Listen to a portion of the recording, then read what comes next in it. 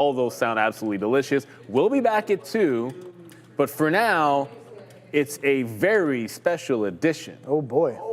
Of the Blast from the past. Go get them. Be right back. Bye-bye. There we go. Boom! Greetings and salutations, beautiful people. Welcome to the Midday Show. That's not Joey Options. That's your girl, Adara. And I'm Sharif. Welcome, everyone. We have a fantastic show for you today. If you were an older viewer, you kind of remember this duo over here. You may. You may. You may recall. You may have some recollection. Boom. Oh, all right. It's clown o'clock hour. Okay, Raven, you're leaving already, brother. You just got here and you're already leaving. Shout out to you, my man. I'm kind of dressed like the Joker. I don't really care. He doesn't get to do it. No, he doesn't. Mr. Easy Street is in the house, Adara. So is Cool C5150. Shout out to Tariq Mia. We got the OG Darwin. We got Why Not, Why Not. Shout out to May Reyes and Joven, something or another. Robert. We got Haitham. We got Daniel Vargas in the house. Oh, baby. FAVSP. We got Buffalo Soldier. Samuel's in the house as well. Shout out to Lionel Martinez. Not Messi. Martinez. We got Big Joel 360. Shout out to Kevin 5483. Capturilla. ABF Unlimited, and shout out to Shanti the Guitar Man. All right, I like that one. Tell me what instrument you play. Kai Lexi, Dayona Crazy, Trump Power. All right, we got Gabby Frigo. Shout out to Ahmad Habibi. Come to Egypt. I am October. Wait for me. We got MB Gogan. All right, Jaguar Nut, Derek Thompson, Ed Miller, and one more. TJ Morty. Good morning, everyone. I hope you guys had a fantastic show with Obi and Neil. I know I had a blast listening to all the commentary there in the morning. Shout out to the puns. You will likely, very likely, I'm going to say even almost guaranteed that there will likely be, there will be puns between you and Obi. She's on for an hour, and then she goes back to the desk. Obi's going to take a break for an hour, and then he comes on from 12 to 2. Good morning, Adair. Good morning, Sharif. How are you today? How are you guys today? Oh, okay. Big smile. I'm not going to read He's the already super coming chat. hot, Adara, isn't he? But thank you very much for the get it, Adara. Yeah, Joe's not here for today. He will be back Monday or sometime next week. Yeah. But thank you so much for the 999 super chat. Big smile. I'm so happy to be back here with you guys. Thank you for the get it, Adara. Get it, big smile. And get it this to the chat. At first, sorry, Neil, I did not see your message about DraftKings. You're still here, so we'll say it now. I looked this up. Apparently, the Missouri Gaming Commission awarded standalone licenses to Circa Sports and DraftKings on Friday morning, but FanDuel did not get an untethered license. Okay. Oh, sorry. There you go. There you go. That's the story. I apologize for not seeing that earlier. But yeah, so I'll talk about... do you want to get started here with Sharif? Go ahead. No, you got what you want. Yeah. I've traded like 5 tickers today. Most of those were just one-offs that I attempted. And I did have a prophetic dream about Robinhood, which we'll talk about that a lot later. And it was like flat. But let's talk about Circle. I just got stopped out of Circle.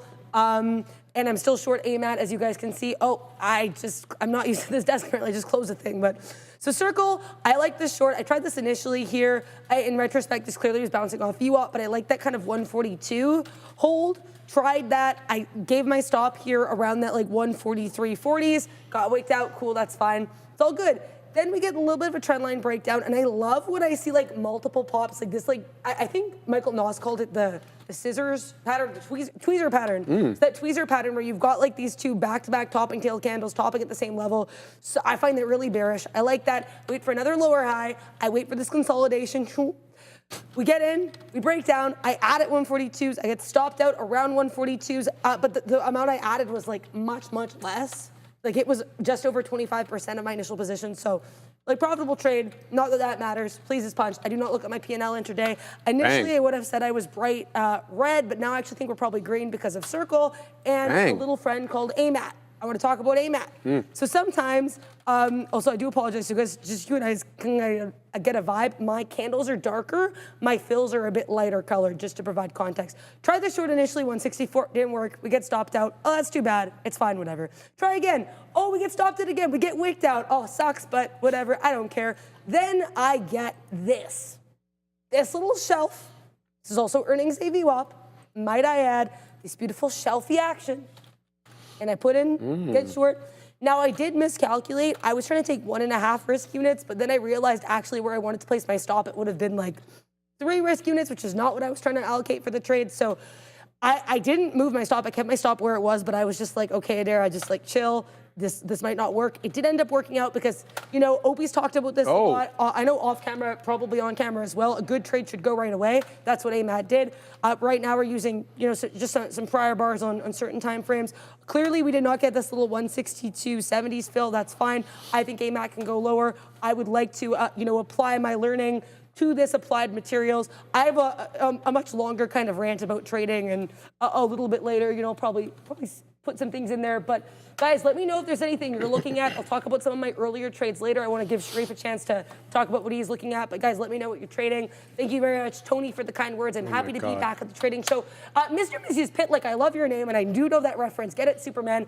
I have a lot of energy. I think I'm a very high energy person, but I don't want to get too energetic while I'm trading because then I think you can get a little tilty. Well said. And I would actually argue that I think the energy I'm showing is pretty pleased, a sponge. My throat is a little displeased, so there may be a little bit less from that. But yeah, I'm really happy to be here, and I'm sure the more trades we take, the more excited I will be. Thank you for, you know. All right, I'm just going to have to stop it right there. I'm not going to put up with the BS in the chat, so you will either cool it or you will lose your voice on this channel. It's really that simple. Trent will block you. Yeah. Take your pick, okay? All right, we're going to go on to my trade here, Derek, because this is breaking out. BSLK, we got 79s on. I got a dip trade. It's showing me 35s now, so we're aggressively in the money. This is a breakout trade through the top end of the bull flag. I perceive the top end to be 1350. That's where my next beak wetter goes, 1355. But I am of the opinion that this one has a bit of a magnetic pullback into the 10 EMA on the 5 multiple times. Let me make my case to you guys. BSLK is the one I'm talking about. Look at that green line right there. It has that like magnetic attraction. Every time the price action gets up into 1350, down it goes. Gives the 10 EMA a little bit of a glance, maybe a little tap on the back. Good job, 10 EMA, and up it goes again. Here's it at 1350 again. And again, we're getting selling at the $0.50. Not surprised, are you? I'm not. Why? Because every single closing print, possibly, for the exception of the one we're currently on, has actually closed below the 1350 area. Now, there we go. Now we're breaking out. Did we get the fill? The answer to that is no. We didn't cross. The spread is a little wide at these areas where there's illiquidity. I'm talking about the areas of resistance, at least for the moment. So right now we're packing our patience, 1279. We're literally in at the bottom of this candle, and we have an out at the top of this candle, but I'm looking for more, knowing full well that the high of the day is 1408. But again, the real resistance level, guys, is not 14. It's not 1375 on the top ends of these wicks over here. It is 1350. That's where the sellers have been stepping in and have scalped out aggressively into this one, into the high. So we'll see what we get. Got a couple of more outs. Going to layer that 1355 order in, and then we're going to leave a piece for the dream, possibly to take out that $14, high of day break. Here we go again into the 40s. We're getting aggressive selling at little bit lower levels this time. And as I've said like many times, how I spot these areas of technical support and resistance on the short term, boom, Madeira. There it goes into another area high. We're almost $1 in the money now on this $13 name. So let's go ahead and set up now for an order above the high of the day. Where's the high of the day, you ask? It's 1408. So here's what we're going to do. We're going to set it up at 1425. Take it or leave it. You like it, put your order there. You don't put it there. All right, so that's what I'm doing right now. I'm looking for a high day break. I've only got one beak wetter left, so we're going to very patiently wait for that last little order. Now, here's the other deal. Anything goes against me in terms of price action, anything below 1269er. All right, we already put our stop at 69er, gets me out of the trade, which I'm okay with because we're out of like 99% of the trade. Pardon me. So that's what I'm looking at right now, but that's not the only one that's running. So you may think that, you know, BSLK is the #1 gapper, and you would be right about that. But this one is making moves into the high side. I am talking about FOSL up 35%. And this one's kind of been flippy-floppy in what moving average or technical area it's used as support. Take a gander. We're using the 10. We're using the 10. We're using the 10. Oh, no, we're not using the 10 anymore. all of a sudden we're using the 20. Where have we seen that before? Oh yeah, every other deep retracement on these small cap gappers, the money fills are usually at the 20 or in between, excuse me, the 10 and the 20 moving average. So I'm on the lookout here for an entry into FOSL. One more before we send it back to Adara. This one is very strong on the day. PGEN. My only issue with PGEN is it has not cleared the pre-market high. There are multiple levels in the pre-market where this one just couldn't shake. And there's volume to support those areas, like regular trading hours volume. Take a gander at what we did here with some of these institutional prints at 8 a.m. It basically tested that level that we had at 7:30, that $4 area, despite the fact that, you know, those are just wicks, not closing prints. So I'm going to kind of insist, given that amount of volume we did in the pre-market on PGEN, that I don't touch this until it clears 4. Now, it's, you know, coming into a good technical area. If you don't have these rules like I do about above VWAP and above pre-market high, have at it, baby. You're coming back in to the 10 EMA on the 5 at around 315, 317. Decent 3-candle pullback, but you're still above good technical levels. So this could be an interesting one. And I just saw there I got stopped out for the last remaining amount on BSLK, which I'm absolutely fine with. We'll stay super positive on it, and we'll look for the next trade, Adara. Where's the next trade, right? There he is. So I'm still in, I just got stopped out of AMAT. That's okay. We're all good. We're chilling. I kind of could tell it was trying to hold 163, so I was cool with that. Please just punch. I want to talk about Tesla and Meta. People were asking me about those two. So TSLA, and unfortunately I typed this like right before it bounced, so I apologize if people missed this. I said I thought it might be curling at the lows because we had that clear support here around 332. This is the exact same thing it did yesterday at the exact same level, and I'll zoom out to show you guys. So Tesla, 330, actually slightly higher low. Look at that first pushback of the day. Oh boy. I'm not trading this, but because I think also the pattern I'm talking about is a little bit longer term, but that 331, 330 halves hold, and then today 332s. Good look. Let's see what VWAP brings. Yesterday we chopped around and then we broke out. Meta was another one people asked me about. I'm using the 15 right now, just so you guys know.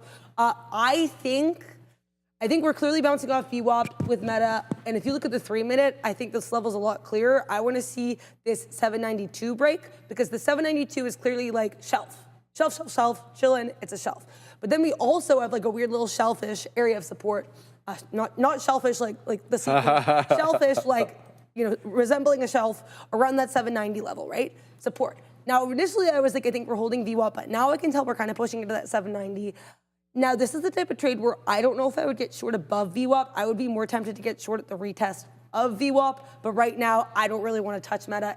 I'm not really vibing. Thank you guys so much for the kind words and for supporting me being at the desk again. We actually had a couple super chats I want to go over as well. Thank you so much to Kelvin GTS for the $5 super chat. Yo, it's Adara. Hi guys, both of you are like complete opposites on what y'all trade. That's awesome. That's so true. I think honestly, I think that's so fun true. about this too, right? Because he's trading a lot of these like, you know, these really quick moving ones, and I'm just watching tape for a specific level, and then I'm like, you know, getting in.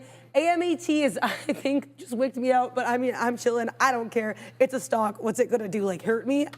We can't do nothing, good there. bro. Then we have Glaze94. We love you, Adara. Thank you very much for the $10 super chat. Rusty Dutch, great to see you in the trading chair, Adara. Thank you for the $10 super chat as well, guys. I really appreciate the support. And I'm so happy to be here, you know, every day. I do speak a little bit quickly. I apologize. I will try to slow my speed because I know it's pretty aggressive, but I get very excited about this market. And so then I'm just like, you know, I get a little energetic. Okay, now I think Meta is actually breaking out. Do I want this long? Yeah, if I'm feeling like about it, I should not take it. And that was, I think, really like a big moment of clarity I had last night. I had, just full disclosure, my worst trading day ever last night. Just like a little bit overshut down, but like, with the memory, I know that it was my worst day, and that's fine. I followed my rules, but there was just, you know, I guess there weren't really any trades I think that were super worth pursuing, I guess, to the extent that I did, and that's fine. I had this whole realization, and you know, I went through my mental Rolodex of my best trades, and I realized all of them. It's like you have this moment where you know you need to get in, and I was going back through the charts this morning. I went down a little bit of a memory lane for like my, you know, my best trades ever, P&L wise and just mentally, and I'm like, I don't even understand how the Adara from a year ago was doing some of these. She's like, oh, I see it, I'm getting in. I'm like, I need that aggression again. I need that instinct again. I need that raw, just kind of trusting yourself again. So that's what I'm going after today and going forward. AMAT broke down. You know what? I'm actually I'm going to short this at lows because I clearly got wicked out. I think there's another opportunity here. I only have to risk about $1 on this. Yeah, I'm doing it. I don't think I'm going to get filled, but we're going to try to put a feeler out to short 162.70s at a retest, and I'm going to take one risk unit because I don't love it that much, but I do like it enough that I think it's worth a try. Someone also in the chat was saying, you know, like the way that I short is a bit risky, and I fully understand that. I've spent a lot of time building my strategy, and that's why I have no problem getting short at things at low of day. I have zero problem with that because it's actually, I have a lot of playbooks around different setups of that. But I do understand, you know, a lot of the stocks I trade may not be everybody's vibe, but they're the vibe for me, and I have zero problem looking at tickers for anybody else, so just let me know what you're looking at, and I will look at those for you. And I'm gonna, again, once, you know, I feel like there's just always so much to say. I'm just so happy to be back at this desk. But yeah, I'm gonna chill a little bit, look at some tickers, see what happens, then when we come back, I'll talk about what I traded earlier. And Sharif, yes, ma'am, wrote some Buskla. So this one came into the volume weighted average price, held up for a little bit, so I got long at 7s. We scalped up into 33s, but as you can see, I got stopped out, break even. Lie, I lost 5 cents per share on the last remaining amount on this one because it didn't hold VWAP. So BSLK, for the moment, underline that, for the moment, is on my S list. It's not tradable under my system. It's going to have to get back generally above that $12 area and maintain itself above that $12 area for me to get involved. But I'm still looking at FOSL here. This one's a little bit slower of a mover. Now, I have a plan for this one. Because it's had 2 different areas of support that I perceive anyway, one being the 10 exponential moving average on the 5-minute chart, the other being the 20. And you've seen it at times here defend the 10, the green line, and some others, it's come back into the 20. So the deal is we're going to get long at that 303, 304 area, depending on where the 10 EMA on the 5 is at any one time. And that's going to be my initial entry. But that's not going to be the end of the matter. We're going to put in a planned, underline that, planned dollar cost average at the 20 EMA. And I'm actually thinking about putting it a little bit above the 20 EMA, maybe because at times, the money fills are between these 2 moving averages, especially on these small cap gappers. So that's the look. We're going to get in close here to where we're dropping down. It's going 305. I'm looking for like a 303, 304. And then we're going to add, if it continues to sell off, into the mid to low 90s, with my ultimate L being the breach of that white line there on your chart. That is the volume weighted average price, currently showing 288, 287. If it doesn't hold that level, that is really the end of the trade. I'm not by any means turning my back on BSLK, that's right. Even though it did have this momentary breach of the volume weighted average price dropping all the way down to about 11 1/3, it has recovered. So we know what these are called. They're called specialist breakdowns, essentially to stop hunt you, knowing that you are likely to put your stop below the volume weighted average price, maybe 10, maybe 15, maybe 25 pennies. That's why the stop hunt here went a little bit deeper. VWAP was showing 12. This one went all the way down to 11 1/3. But here it is, true to form. These ones are around for a good time, not a long time, trying to work back above 12.5. So it's by no means out of my purview. I'm definitely interested in trading it, just waiting for the right setup. But let's set up some orders now on FOSL, because this is the one that I want to get into. So clearly a buyer at 5s. Let's go ahead and front run that.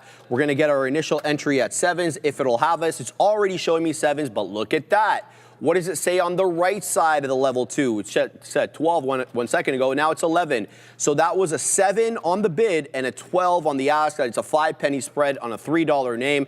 That is kind of wide, especially having done about 4 million shares of volume on the day. So it's not exactly like, we're not talking about sub 1 million. So that's what I'm looking for right now. We're going to look to pick some up here at 307 on FOSL. I've been really wanting to get in on PGEN over here. My issue with PGEN is it is trading below that pre-market high. It's above VWAP, so it fulfills one of my rules, but not the other.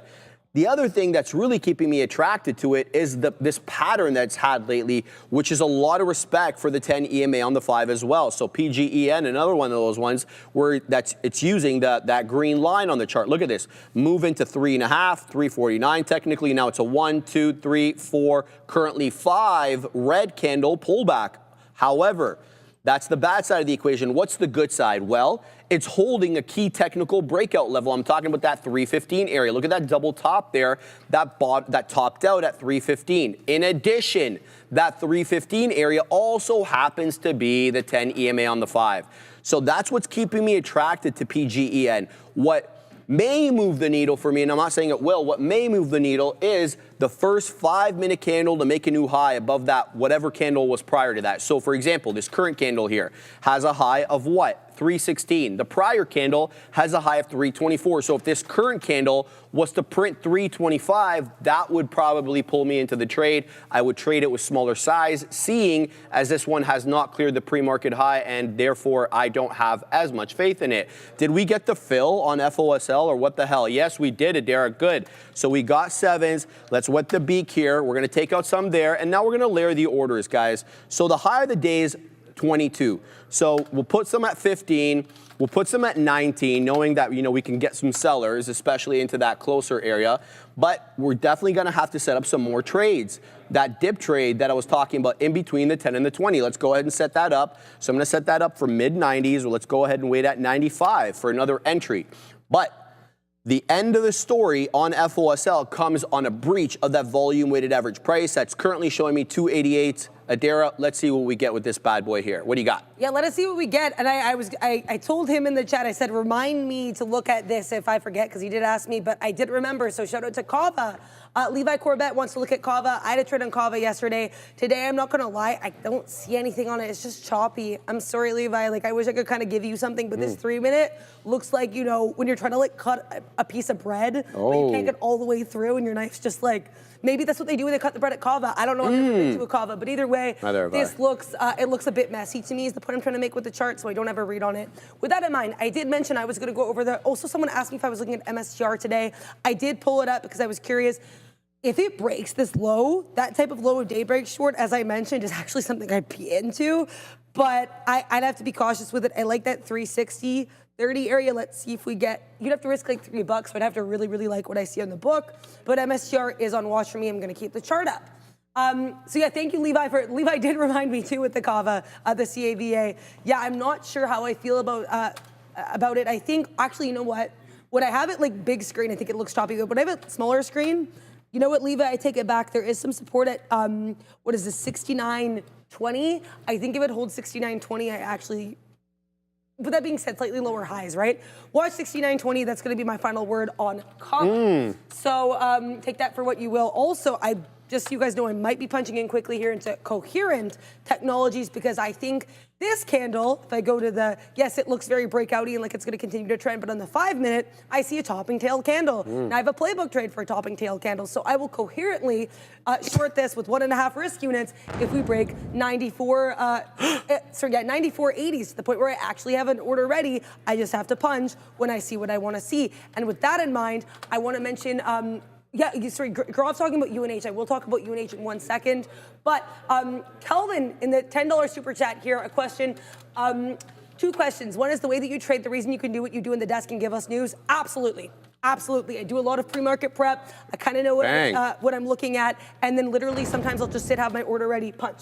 That is 100. I totally agree with you, Kelvin. I've said this before. I really, maybe not on screen, but certainly off screen.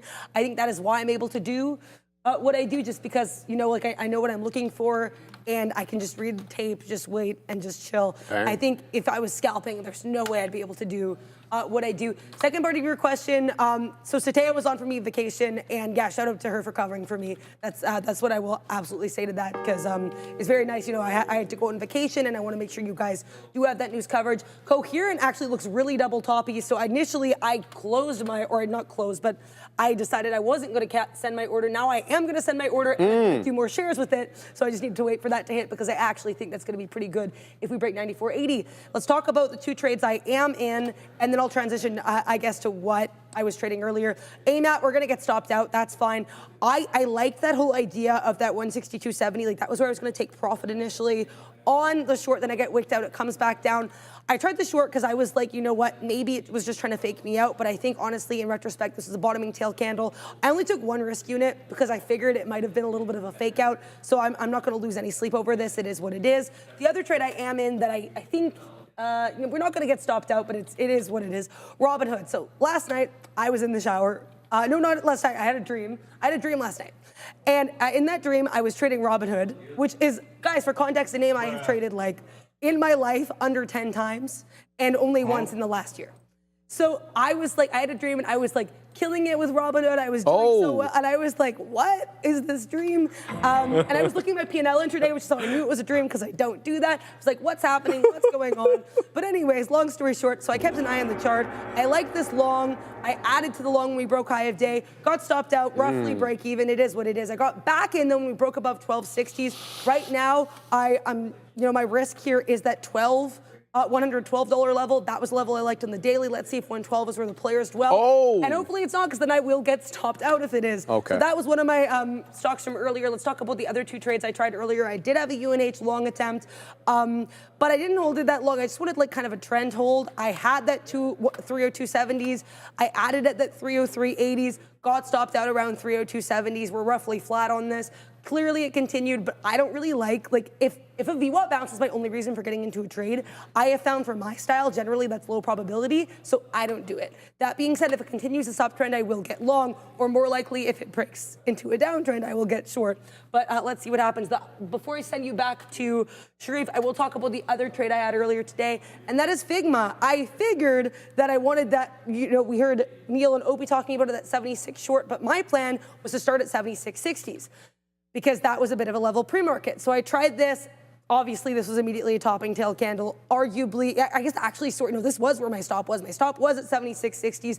I got wicked out and slipped a cool, this was like 50 pennies, so that is not good. For a stock like Figma, 50 pennies slip, but good thing my risk wasn't too crazy. If this breaks the uptrend, I will short it, and we will send you over to Sharif. How are your small cap friends? They're really going well, but I'm now looking at BSLK again because it's back above VWAP, and this is still the best mover of the bunch, and that's why I want to participate in it. I see a bull flag, but I see a bit of a bearish tilt to the bull flag where we're continually putting in lower highs. So it's a 1408 high, and essentially all the candles subsequent to that 1408 high have been a little bit lower than their predecessors. So we'll see how this one ends up doing. There's a decent level of support at $12 has been breached at times, which is why we got thrown out of this trade over here below 12, but still very positive on it. Looking for more. Now, a couple of new trades to tell you about. INO, VWAP retracement into a key level. We're scalping and got bottom wick over here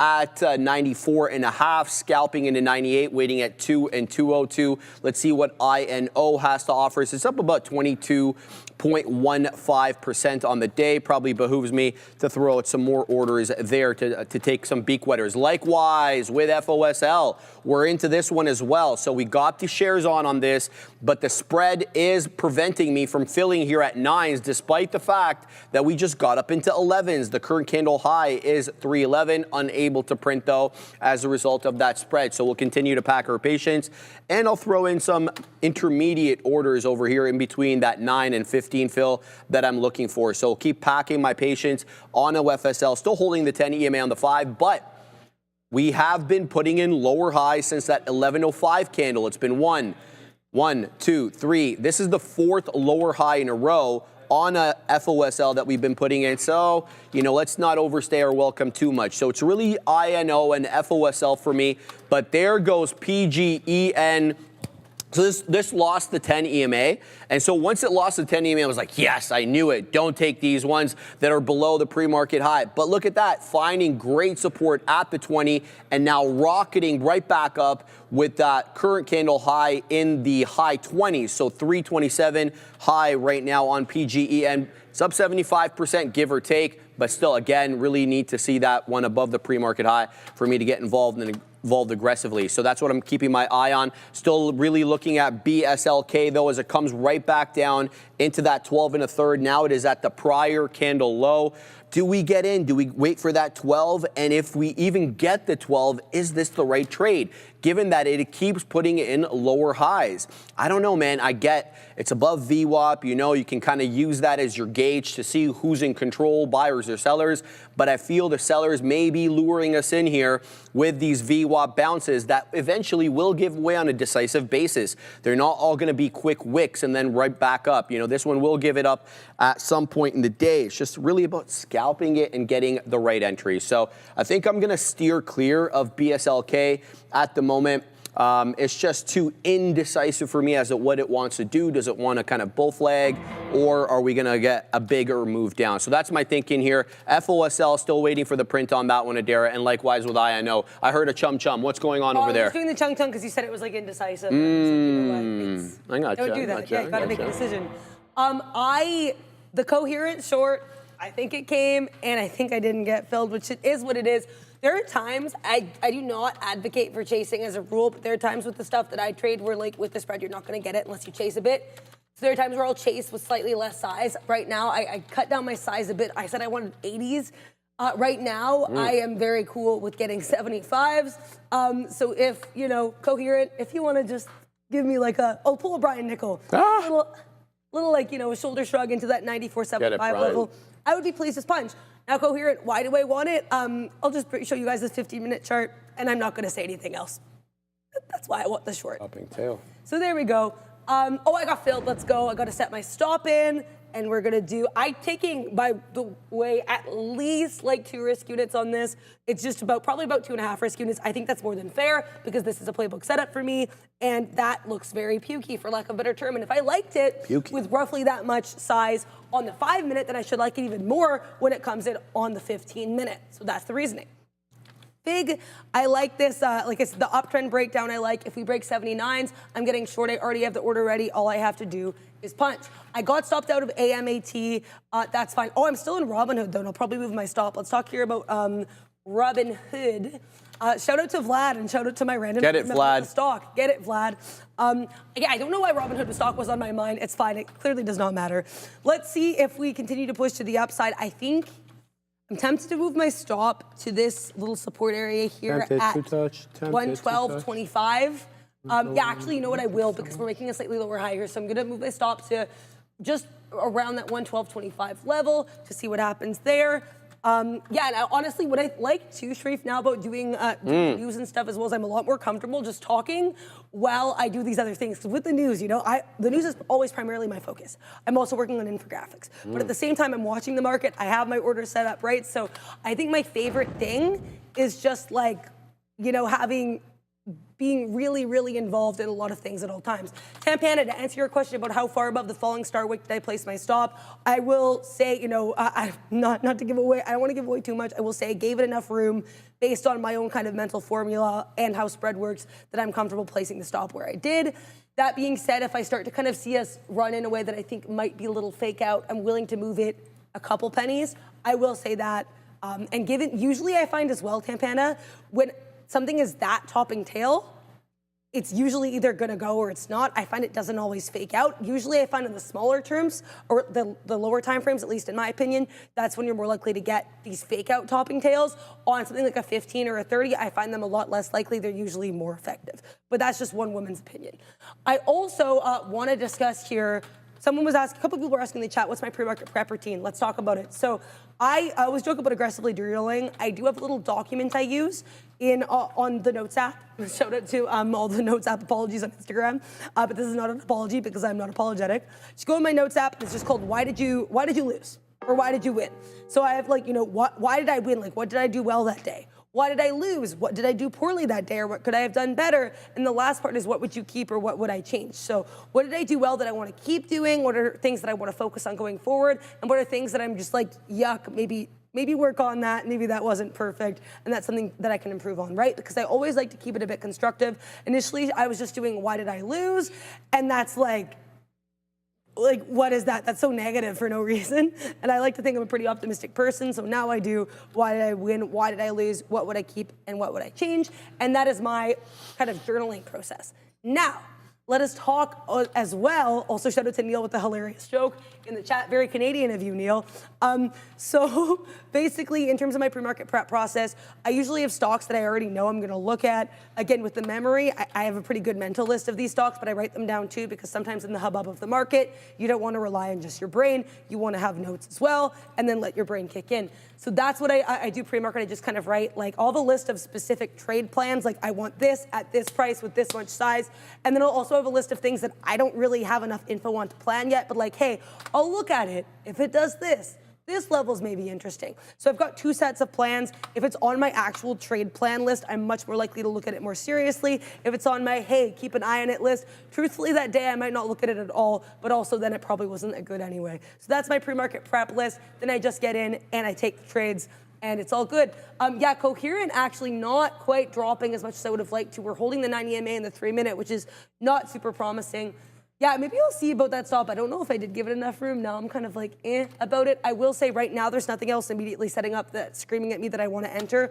Robinhood I think is going to stop me out. That is completely fine. Figma though, I think I am going to get my 79 entry. So once I see that come in, I will press that order. There was MSTR, someone had mentioned to me. MSTR, I said I wanted the low of daybreak. Good thing I didn't take it, Sharif. We double bottomed. And now we're making a higher high. So good look here for MSTR.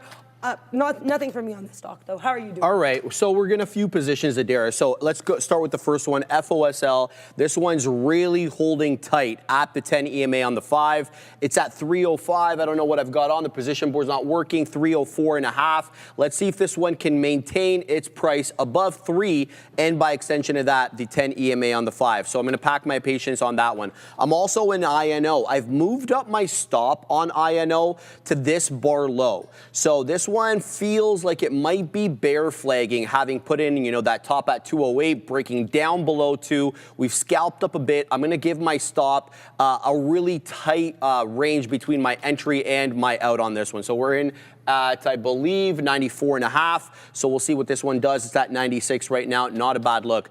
Now, look, let's just call a spade here. We're breaching our rule, working into PGEN, but I'm kind of okay with it. I'm going to risk a little bit into that 310 area now that it's put in a higher low at the 20 exponential moving average. We'll see what this one does. PGEN, this one is going to be a risky one. We've got one beak wetter over here, but as I was watching this one ascend into the low 30s, this one had an aggressive seller at 32 that we couldn't shake. There were several thousand lots that were just getting recycled on the level 2. Nothing was getting taken off. So what does that mean to me offhand? Offhand, it means there's a hidden seller that's not even allowing some of the posted size on the book to get taken off. So that is a concern to me. Now, let's go back over here quickly to FOSL because this one just popped back up, breaching both prior candle highs into 12s, getting a beak wetter there, still waiting for that beak wetter at 12s. Let's see if we can get that bad boy up there. Back to INO as this one also popped up.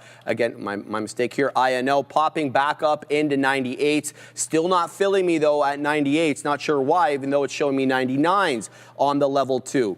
On the ask side of the level 2. So that's it. Last but not least, BSLK. This one is breaking down permanently, it looks like, below the volume weighted average price. So for the short sellers who like to take these small cap gappers short, you might have something here on BSLK, but trade it carefully to the downside. They do have a way of bamboozling you.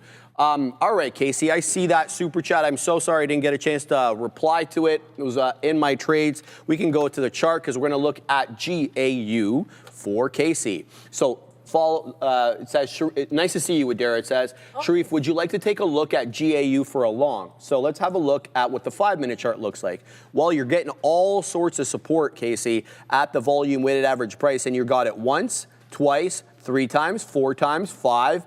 And let's call this one here, this is an honorary 6th time. That's the good news. What's the bad news, though? Okay, so you're not getting much in the way of range at all. So these VWAP bounces off of $197, $196 at the most, where this one, this kind of doji candle, reached.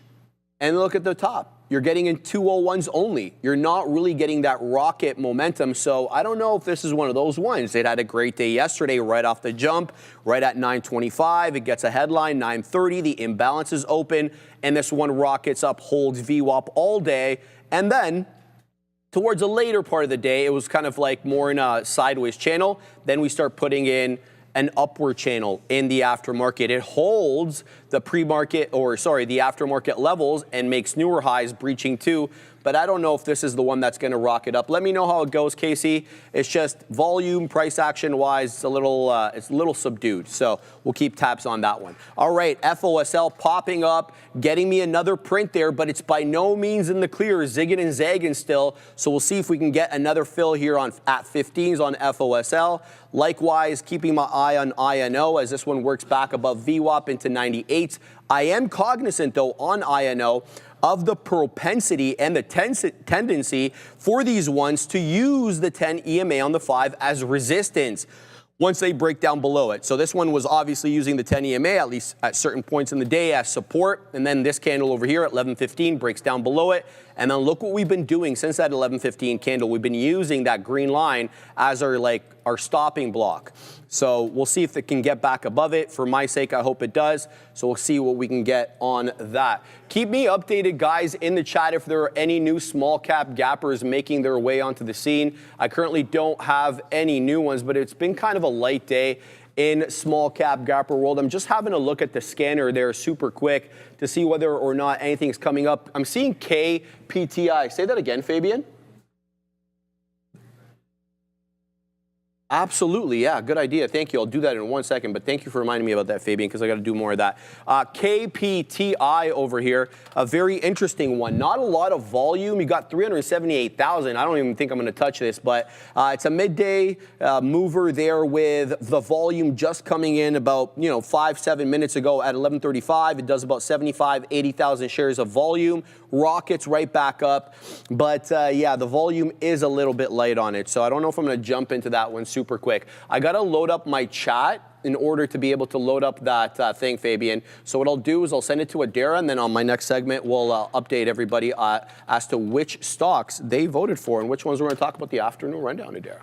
Yeah, get it, Sharif. I always have the SPY on the setup when I'm on the midday. SPY just flat bottom broke over here, and I saw this VWAP projection. I was kind of mildly like, oh, that might be interesting. Yeah, I probably should have taken it. That was a dope short. That would have given you like a point, which for the SPY is pretty good. I always feel like I sound so jaded because I'm like, oh, it's only like $1. The spready tickers do tend to give you a bit bigger moves, so I feel like I always sound so like whatever with it. But you get sure if you get used to a certain lifestyle with the spready stock. I'm going to put this on Anna Delvey. I want that one. I like the MSTRs. You gotta shout out to Anna Delvey's weird accent. But yeah, you gotta. I don't know. It is what it is. Speaking of these spready tickers, MSTR.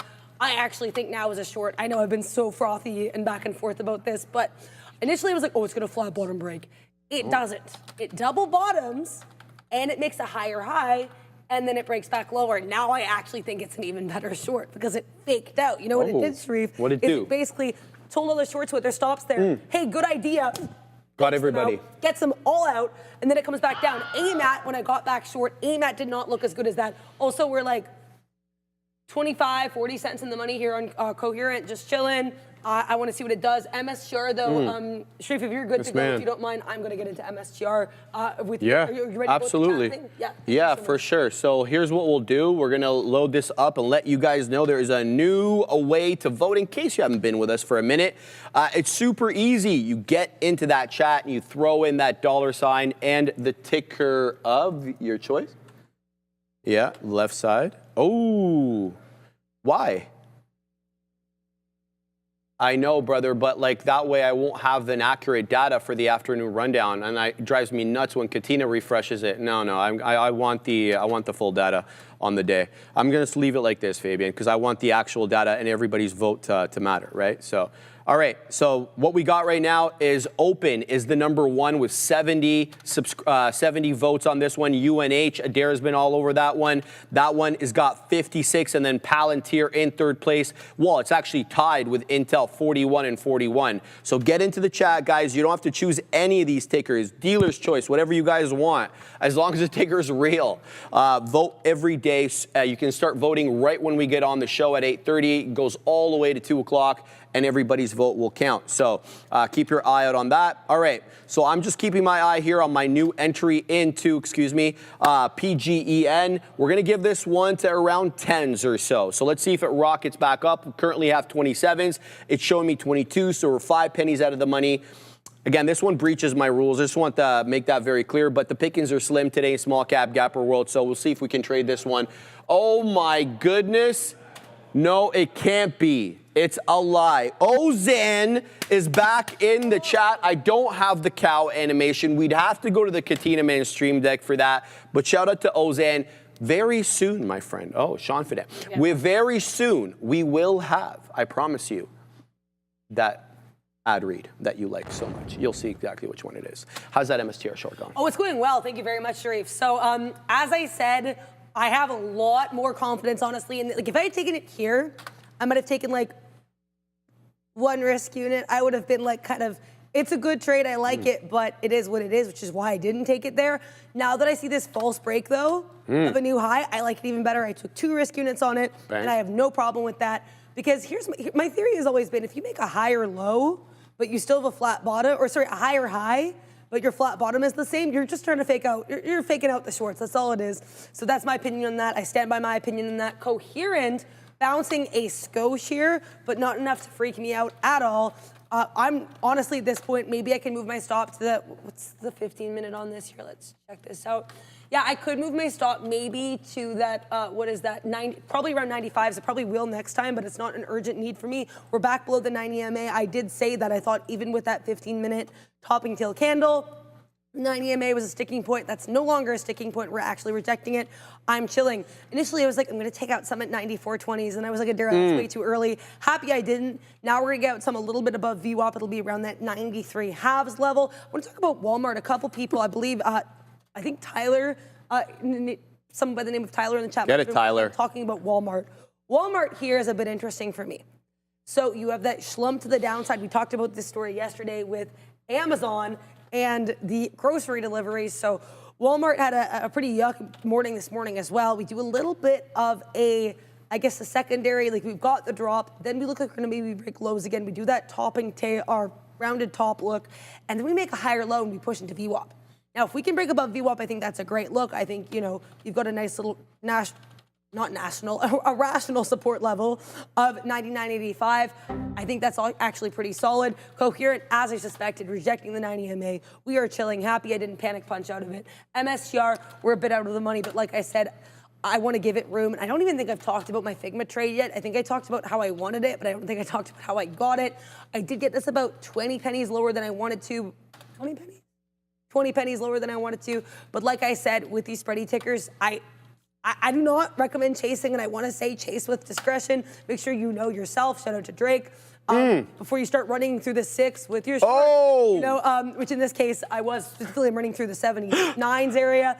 But yeah, I like that. I'm risking to this region. I think that's a very rational, as you guys can see, that's clearly a higher low. It's a playbook trade for me. We'll try it. We are above VWAP. I'm actually not that freaked out about it because I think this downtrend is its own little thing that VWAP is not related to. So I shall do my thing, 79.87 or 78.87 on Figma, and chill there. Those are my trades. I'm not really looking to enter anything else right now. I think I thought I'd be a lot more involved in UNH just because of what it's been doing today. For the record, I had one trade on UNH, which was relatively flat. And yeah, we're still in the uptrend. If we break the uptrend, people have called me out in this chat, I think rightfully so, for being a bit short biased. I come by it very honestly, I am. I would say roughly 75 to 80% of my playbook trades are shorts. And there's nothing wrong with that. I'm less comfortable taking longs. I think I read it a little bit less well. Or not as well, that's the proper wording. That being said, Robinhood, actually, I tried that as a long twice, didn't work either time. That right now around 1130s, or 11130s, I don't dislike as a short, but I don't have a national, I keep saying national. I think I'm combining rational and natural. I don't have a natural or rational level of risk, so I'm not doing that right now. Guys, what are you looking at in the chat? ASPT, 3 touches to $20. So Angry Wife, oh my gosh, I love that name. You will get this look for me at SPET. I'm gonna call it SPET. Okay. Oh my gosh. Oh my gosh. Oh, Adara, what's going on over there? Tell everybody. This looks like a flat bottom break. Is SPET for locates. I gotta ask. Oh my gosh.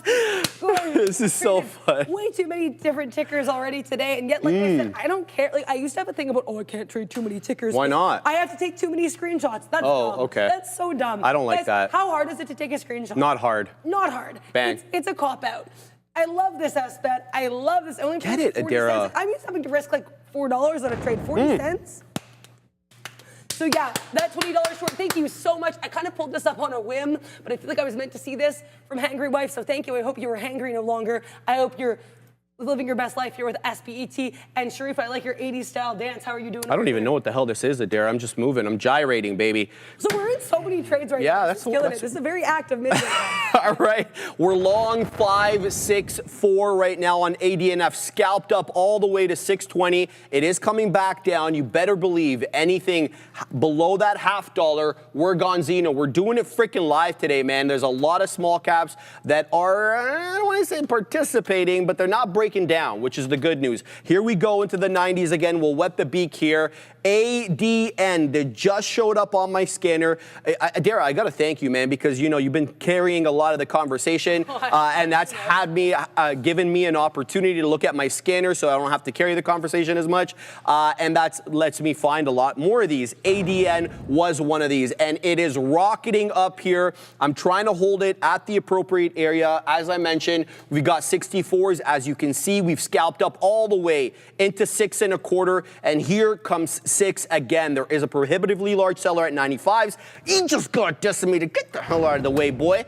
Here we go up into 6 again. We still got shares on. Let's wet the beak up here as well and see if we can. It didn't get the fill there at 6, so that's fine. We'll post. We'll post at 605s, and come what may, let's see if we can get anything in and around that area. So that's what I'm watching right now. ADN, big boy moves to the high side. How's my PGN trade doing?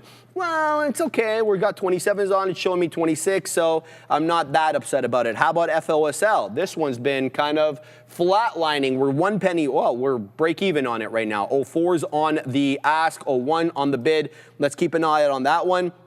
I don't mind holding it for a little bit longer, seeing that it was good to me. All right, let's go back to ADN here because really the level is 6. Every time we move into that $6 level, we're being met with aggressive selling. A little above 6 and a little bit below. The shorts, excuse me, are not at any one specific level. They are in a region. We're talking about that whole dollar region, whether it's at 605, 607, or 593, 595. You guys get it. It's that whole dollar region, and that's where we're encountering a lot of resistance right now. So let's see here. That 6 seller again. Look at this. A wall of sellers at 6, but you got to feel, you know, when the longs are kind of doing their thing like this, the shorts trying to sit at the high of the day sometimes get blown out. To me, it doesn't matter either way because we are far removed from the current price action. So let it come down into my entry and we'll just flatten out. And here it comes. Maybe I shouldn't have wished for that. So 64s, let's move up my stop. Actually, I'm not going to move up my stop. I like it at the $0.50. I'm sticking to that $0.50 stop. So we're going to wait for that and see what we get. But what I am concerned about is this PGN trade. Anything below this area low, that's the end of the trade there. And we have shares on PGN, so I don't want to give too much back over here.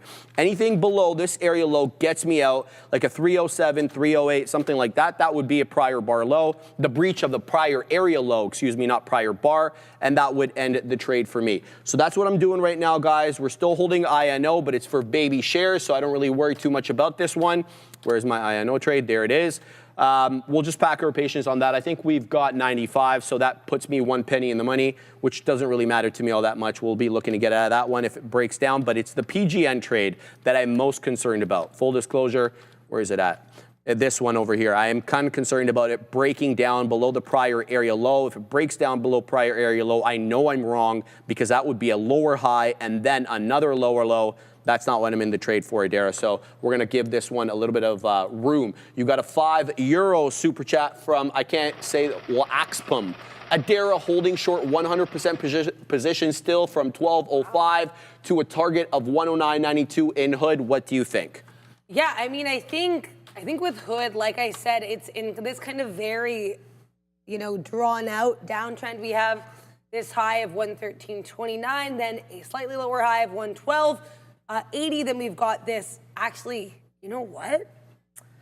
Okay, I really should take that back. I don't want to say this is a flat bottom break, it's a slightly lower low, but I think this 111.11's area is going to be pretty key. I think if we can break that, then I think you're probably fine. I don't know where your stop is. I think probably if it breaks above 113, this 112.90s area maybe, then I think it might be a bit sketchy. But other than that, yeah, I think the 109.80s, I think it's realistic. We haven't gotten there today. This is the opening print. Yeah, I guess that was like right off the open we got there. I think it's realistic. I think also too, something that I personally always like to do, because I never want to give advice, I'll just talk about my experiences.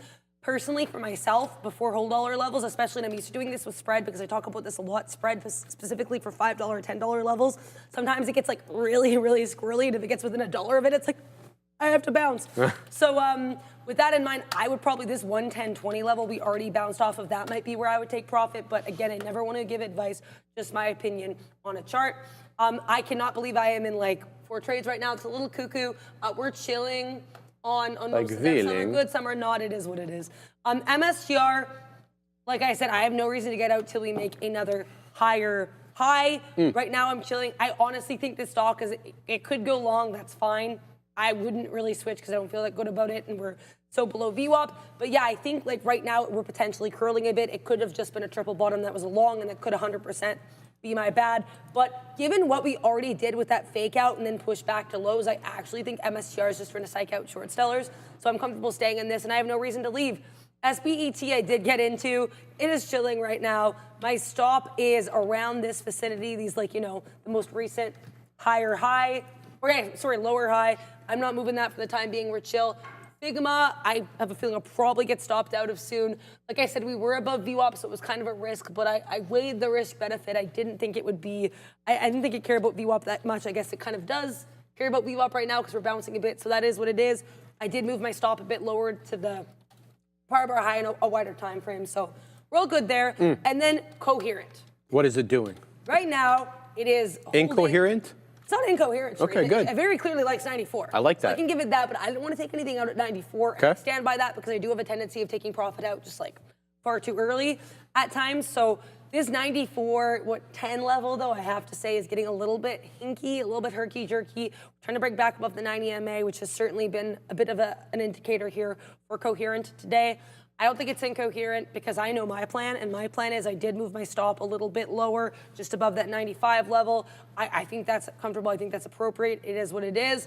So right now I am in 4 trades, and actually I want to go back to that super chat that Kelvin had earlier, and thanks again to everyone for all the support. Get it, Kelvin. Appreciate it. Kelvin basically saying, is the fact that you're on the news desk, like, or how you trade the way that you do, is that how you can trade on the news desk? And I still completely echo that, and I think so for sure. Because it's a lot more deliberate. I'm not. You were even saying yesterday, you were telling when we went out, you were like, punch, report, yeah. It's nothing to you now. It's actually like nothing. Second nature. And it's not emotional either, and I think that's why I can be in like arguably too many trades right now. I mean, to be fair, they're all setups, but I'm in quite a few trades right now, and I'm just chilling. I'm like checking my blotter to make sure I still have my stops. And check that blotter, I mentally know what I'm in, and it's all good there. But yeah, that's the situation. I think Obi will be taking over soon. So shout out to Obi. But yeah, thank you guys so much for having me. I forgot you were only on for an hour. Yeah, I know. But thank you guys for having me on this desk. Okay. I will still be over there. I'll keep you guys posted on these. For the record, and you're going to be on the news. We're going to be doing the news. You're going to be coming in with the hotlines. Got a lot of trades. A lot of money. A lot of stuff happening. But that whole lot of thing, that's hers, by the way. Obviously, she took it from Dial, but like she came one morning, she's like, a lot of money. Yeah, and then there was a time I accidentally slipped with the accent recently too, so it is what it is. But yeah, I think I shall be switching out pretty soon. I want to say as well with Robinhood, I'm thinking right now my prophetic dream to trade Robinhood might have been only just a dream. That's okay. But that's okay, right? Because I guess Robinhood did say, hey, you want to take a ride with me? I'm gonna stop. Oh no! You got to keep going. I gotta keep going. You're getting everybody riled up with all that music talk, Dara. Why must I feel this way about this short streak? Must be the money because I'm good. Must be the money. I have friends here for this Robinhood short. It's gonna be that this 111.44, which I also love the confluence of like the 11. That's my lucky number. You can trade that. 11 is your lucky number. Well. 1-1. I know it. I know why. Exactly. 1st, right? Exactly. So, Yep. But then I think the other way you can trade this, and honestly more realistically how I probably will, is take the 111 short, risk to just above 112s. I don't mind taking it that way. That's probably what. Bro, look how many comments in the chat say "Get it, Adara." Actually? Freaking love it. Oh my man. gosh. I so love many. it, bro. Yeah, thank you guys so much, honestly, for the support. Like, I'm really, really stoked to be back here. I know I talk a little bit fast. I know I don't always trade everything. These markets move fast, Adara. They do, and I gotta keep up with them. Yeah. So yeah, and thank you guys for bearing with. I know I'm not always trading like the most like exciting like type movers, but that's what you've got Sharif for. You've got the guys on the desk for. What I will give you is a nice spready ticker doing its thing 21, and I think probably the biggest. Because I think we're probably going to throw to Neil soon, so I just want to leave you guys with this. I think if you guys did watch me trading on the midday when I first started, like I literally learned how to trade on the midday desk. So I was a lot rockier. I wasn't as sure of myself. I was still figuring out the market, let alone how to trade the market. People watched you learn. But people literally watched me learn. People watched me take the Berk IPO and be like, I don't know what I'm doing. I don't know what I'm doing, right? Like that was the thing. But now, because I'm so used to trading, as you said, like in such a systematic, robotic way, all I do is I just take a trade and I chill. And so with that in mind, like I said, coherence kind of with the 90 EMA, the Adara of like a year ago, 100% would have punched out there. The Adara of now and the Adara that I'm continuing to build, I do not care.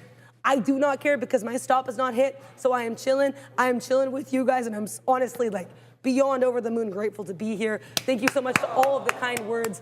Yes, to NY Sense, I don't think I've seen Adara short so many stocks at one time.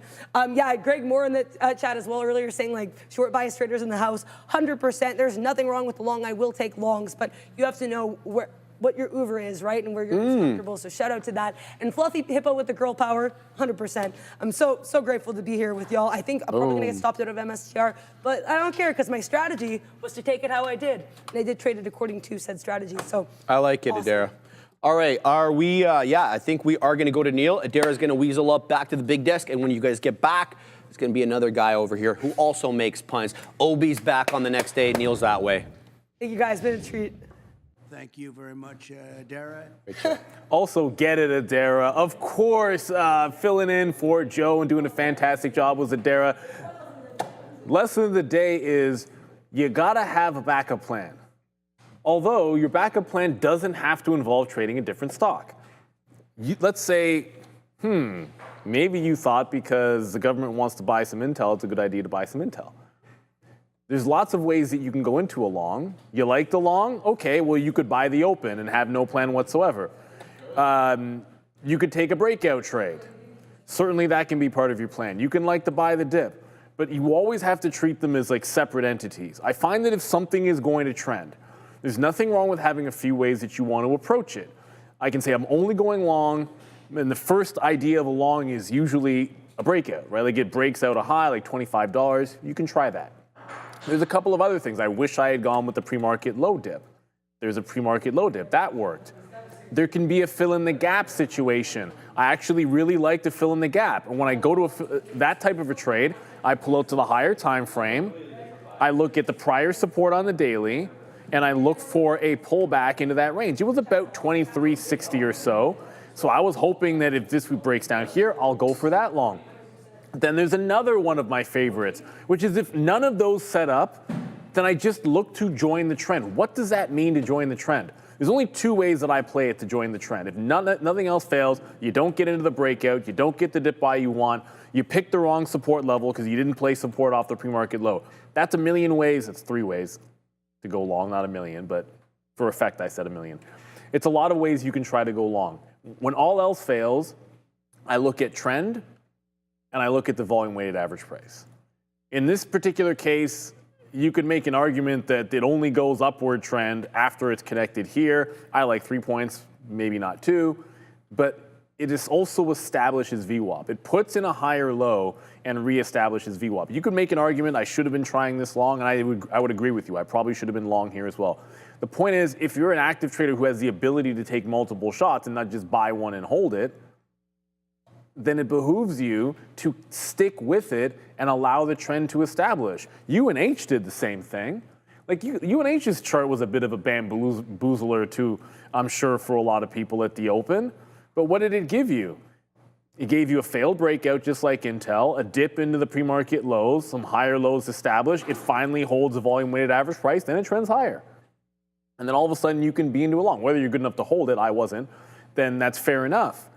But the point really comes down to liking a stock one direction or another is the beginning of the trade.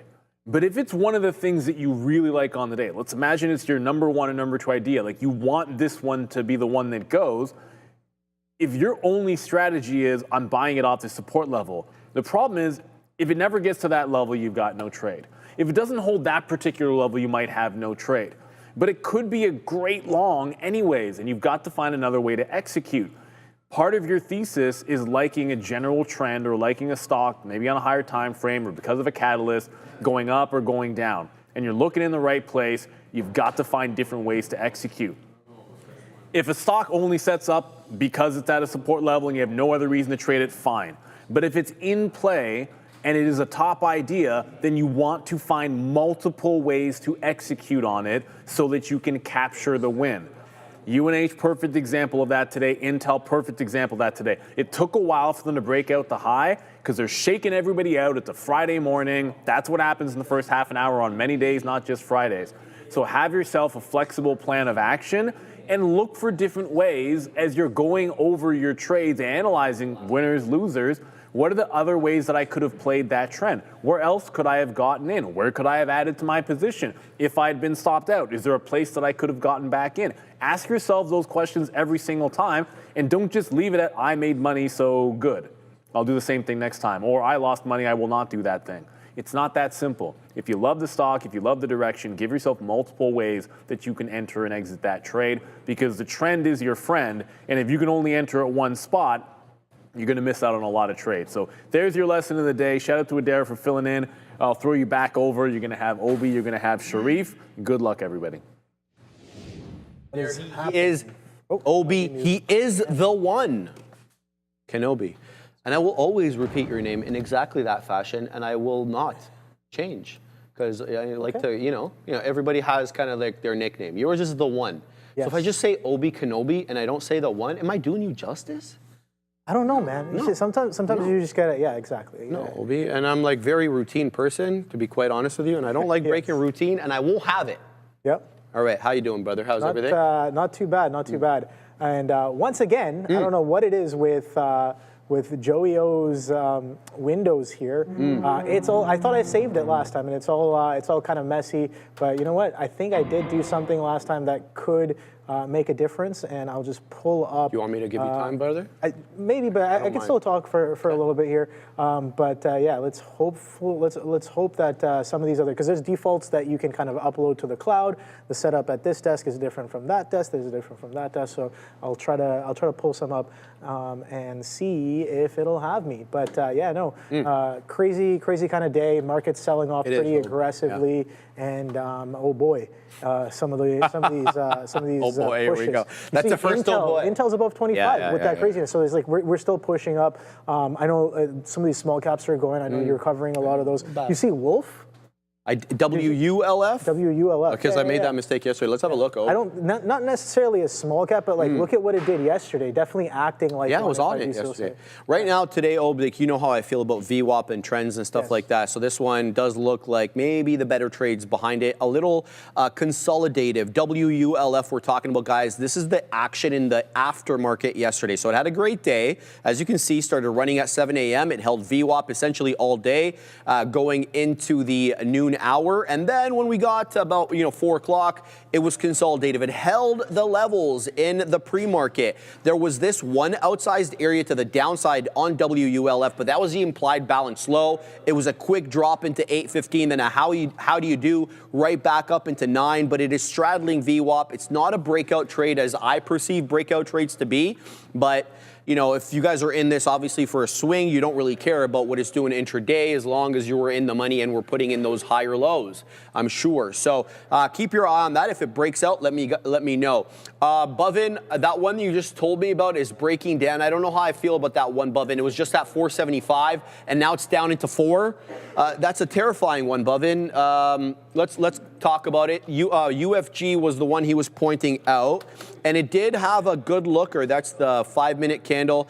That's what it did yesterday in the aftermarket. Yes, that is real. It was trading at 350, rocketed up to 20 bucks, and as quickly as it rocketed up, it rocketed or repelled right back down, and today it's kind of doing the same thing over here. So I don't know, Bovin. I'm going to stay clear of this one, brother, but thank you for pointing it out.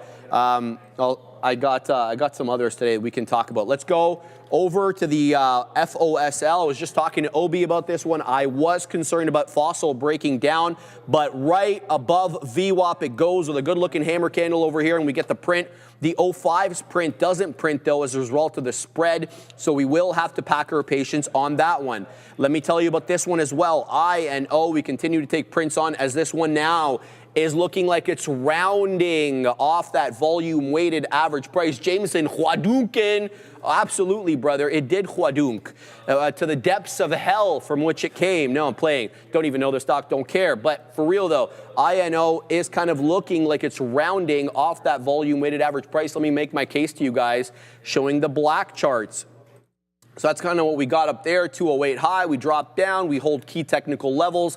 And now we're stair-stepping back up. The make or break moment for me, though, is how we interact with that $2 area on INO. Do we rock it above that level, or what's the situation? Are we going to use it as resistance? So I will be watching quite intently when and if we do get into that $2 whole dollar level, and then we'll make decisions at that time.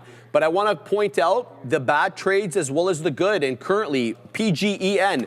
How many times do I need to learn my lesson, Obi? How many times am I going to have to learn my lesson? How much money is it going to cost me to learn my lesson? What is that lesson? You guys probably sick of hearing me bitch. But the fact of the matter is, this one, PGEN, below the pre-market high. Why did I take this? This breaches my rules. Oh, I saw it hold up off the 10. I'm sure it's a good one. Oh, it's putting in higher lows, OB. I know this one will be an exception.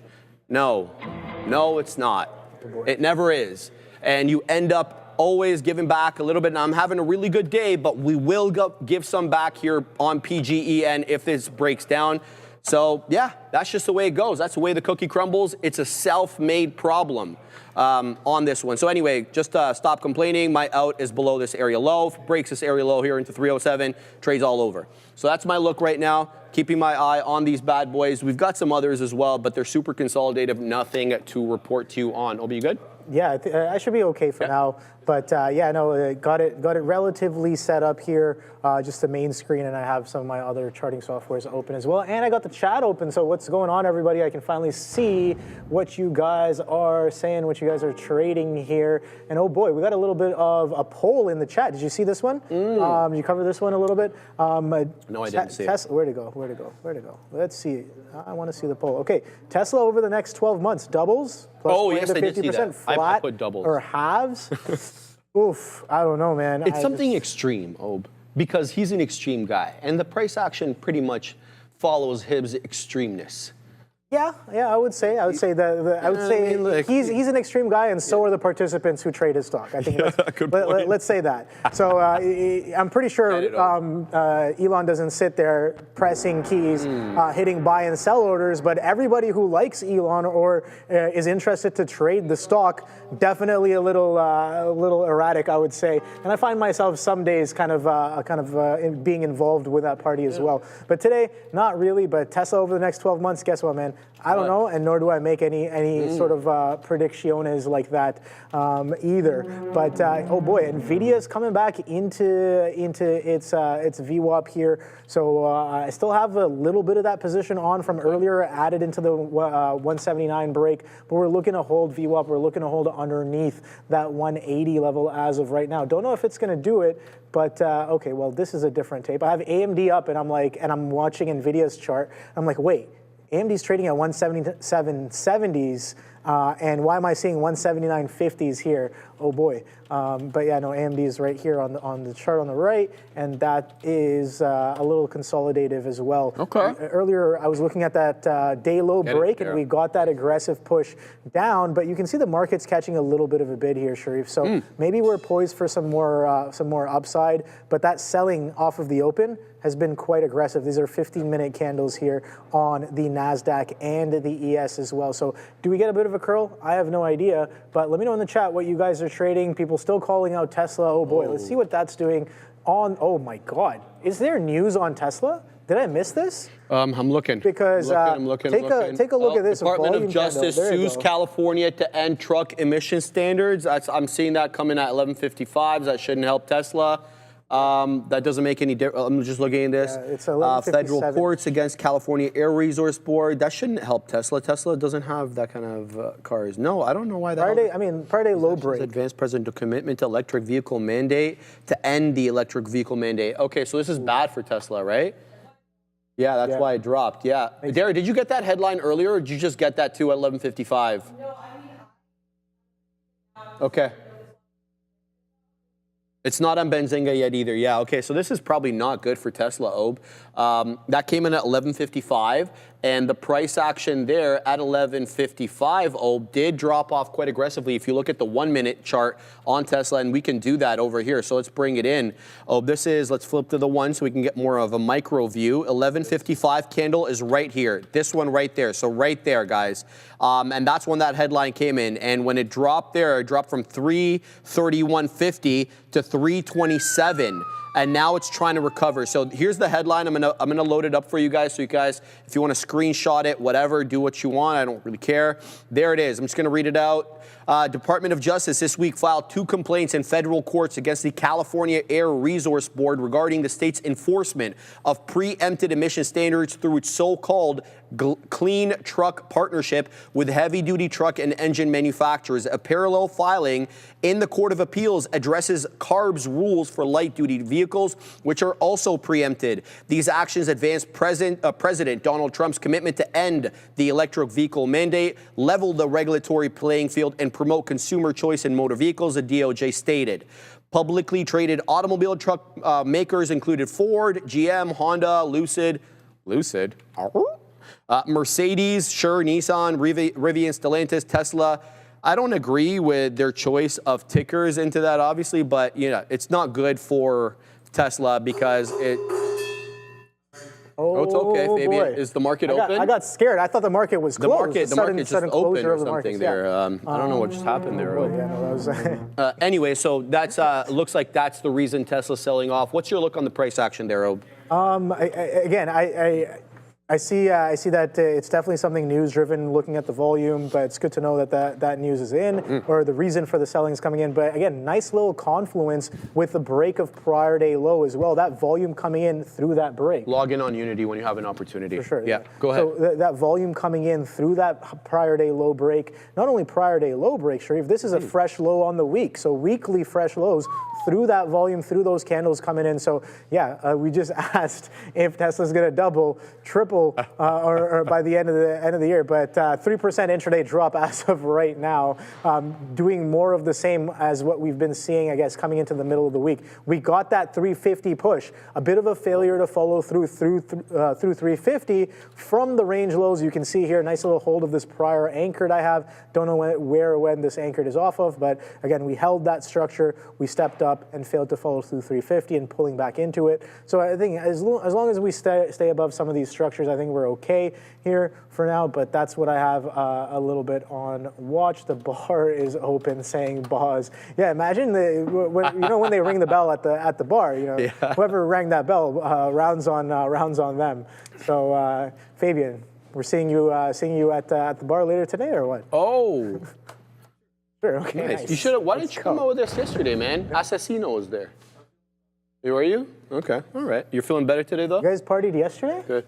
We didn't party. We just went out with Nemeth. We went to Earl's down the road. You know that bar that you didn't want to go to? How come nobody invites me to these things, bro? I barely get invited too. It's okay. It's okay. If I didn't invite myself, I'm just a private contractor.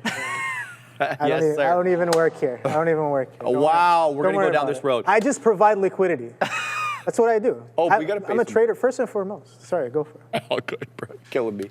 Exciting news for Canadian sophisticated traders. Beta Pro Global X Canada has just launched its new triple levered ETFs offering 3 times bull and 3 times bear exposure to the S&P TSX 60, semiconductors, and U.S. Treasuries. You want even better?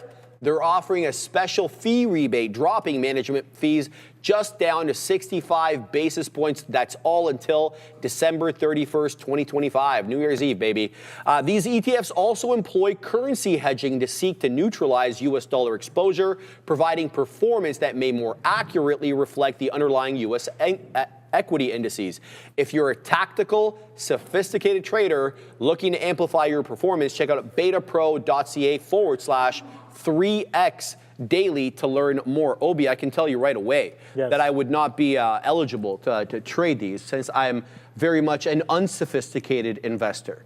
And therefore, they're only seeking sophisticated investors, so I need not apply. I am not sophisticated at all. I said this earlier.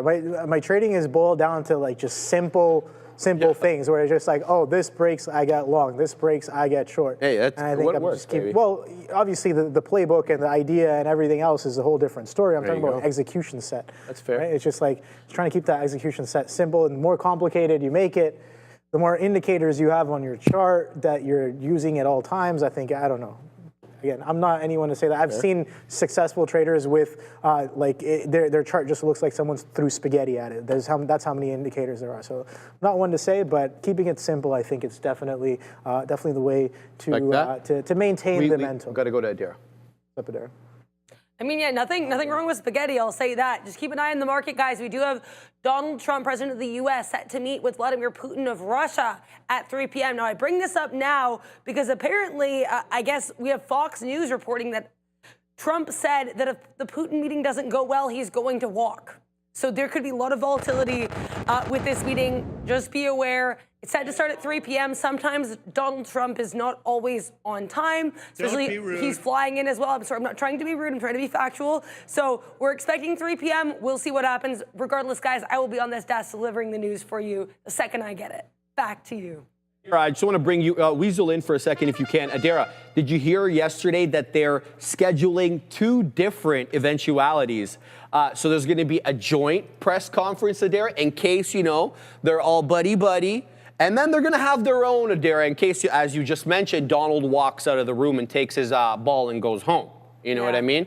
So I heard about this. I will say as well, he said, Donald Trump himself said he believes there's about a 25% chance it'll fail.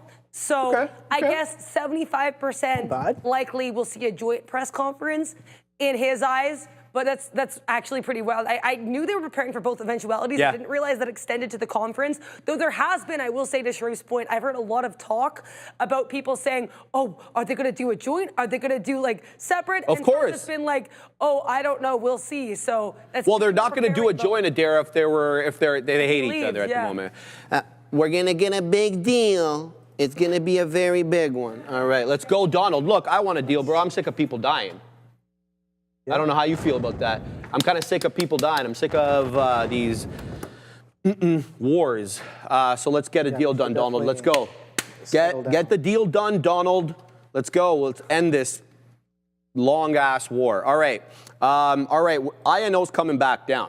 So we talked about this one. We talked about the interactions that it would have at $2. And my assessment of it would be based upon its interactions at 2. And needless to say, I'm not happy with its interactions with $2. So the deal is I've moved up my stop to break even. We're in at 95s. That's a lie. I gave it to 94s, okay? So if it loses 94s, it's all over. I'm technically in 94.5, but you guys don't see decimal points there on the position board. So anything at 94, it's all over. We've wet the beak. We're positive on it, but I don't overstay my welcome, because if a flat bottom breaks with this lower high, I don't want to be a part of that flat bottom break because I'm not short, right? So that's the move. So I'm keeping my eye on that. Now, a bit more of a tougher assessment, Ob. Where is that piece of crap? There it is. PGEN. Yes. This one is a tougher assessment for me because this one is also a flat bottom break candidate. Lower high, and then we're basically making lower highs on every successive candle. All the while, this 310 area has been holding. That's another flat bottom break candidate. That's when you accumulate the same area of support, but the highs are tilted downward like a descending wedge. And that's what I'm seeing right now. Yeah, we're 15 pennies out of the money on this, and this will make me give back some over here. We're going to be positive on the day and good, like a good amount of positive, but this will obviously put a dent in that. And this is my fault for doing this, because it breached my rules. So hopefully this lesson will teach me not to do this again in the future. Now, let me take you on to another trade that's breaking out right now. XNET There it is, XNET, XNET. It did lose VWAP for a second at around 11:15 or so. This is that area right here on your screen. But it's working back above. It's up 30%. It just took out the $0.50. The spread is quite reasonable. 57 on the bid, 56. I just saw 55 on the ask, so it's 1 or 2 penny spread. So this is not a bad looker at all, man. XNET is definitely in my purview now that it's worked its way above VWAP. I'll be looking to get in at a more advantageous area. I want to say the $0.50. I'm going to go ahead and wait with some sharage here, and I'll front run it by a penny, and that's my story, and I'm sticking to it, Ob. But PGN, oh God, you piece of crap. All right, I'm flattening out. I'm just not going to deal with this anymore, Ob. If it comes down to 3, wants to find some support there, we can have a conversation. But this one just gave back some of my day there, which I'm quite annoyed with. But that's the way trading is, man. You win some, you lose some. What's your look? Yeah, man, that FOSL seems like the price action's being preserved pretty well on top of VWAP there, and I kind of like that. We were just talking about it kind of like coming in a little bit, and maybe enticing some shorts for the next push up, right? It's like you were talking about holding that 10 EMA. Yeah. We were just talking about on top of that VWAP once it starts getting weaker, and maybe enticing some shorts is what I'm saying. Well said. So because it's already kind of short trapping, you can see it with the action, right? So it's like, all right, like does it continue to show us things that trap shorts? I don't know. I haven't really touched those stocks for a long time, but I've been talking to you more and more about this. I'm trying to get back into the small cap. I know you are, yeah. Small cap game because Tell everybody why though, because you had some good reasoning when you made the case to me. Well, so first of all, we're seeing a lot of people trade these as well, a lot of retail. So retail involvement in the market is at all-time highs. Yes, sir. So that's important to know. A lot of people maybe don't have large bank accounts, so they prefer to trade smaller price. They trade more off of price rather than what the trade is. So I think that's important as well. And the PDT rule being changed. So the volume and the kind of liquidity that's going to be coming in to these smaller priced stocks, people looking for the next banger, for the next 300-400% winner, I think is going to increase for sure. And that could can we talk about more why? opportunity. Think about this. You mentioned, so you already said PDT. You're dropping that from 25 down to 2. We're going to go 24 hours probably sooner rather than later. The casino's open 24 hours. Took them long enough to figure that one out. But, just saying, right? It's Super chat, let's get to it. €5. Thank you very much for dropping that. Lulu Hawk. Love the show. Shout out to Sharif, Obi, and Adara. Would love to see more of Adara trading as I'm also more bearish minded. Couldn't agree more. I always try to get Adara to give us her trades when she weasels up on the big desk, and we will be doing so. So we'll try to involve Adara more in the trading segments, and I'm sure she would absolutely love to do that. I was going to say thank you. Yeah, thank you so much for the super chat as well. And yeah, of course, thank you, Sharif, always for giving me the window. Get it, Adara. Appreciate that. Guys, FOSL is breaking out. Here we go. Where are we long? We're long at 95, Zob. We just got the print at 50s. Give me my money, man. Let's go. Now we're waiting at 19s. We still got shares on this one. Let's see if we can break out here on FOSL. It's a 322 high, Ob. Let's not get too excited. We still got to take out that 20 penny area on a decisive basis to see 22s. All right. So, guys. Trade the Pool. You've seen Trade the Pool here with us for a while now. And now, Trade the Pool has created something special just for you. A free ebook featuring 4 proven swing trading strategies from Trade the Pool's top funded traders. Inside, you'll see exactly how they approach the markets, how they manage risk, and what setups they rely on, so you can learn and grow from what actually works.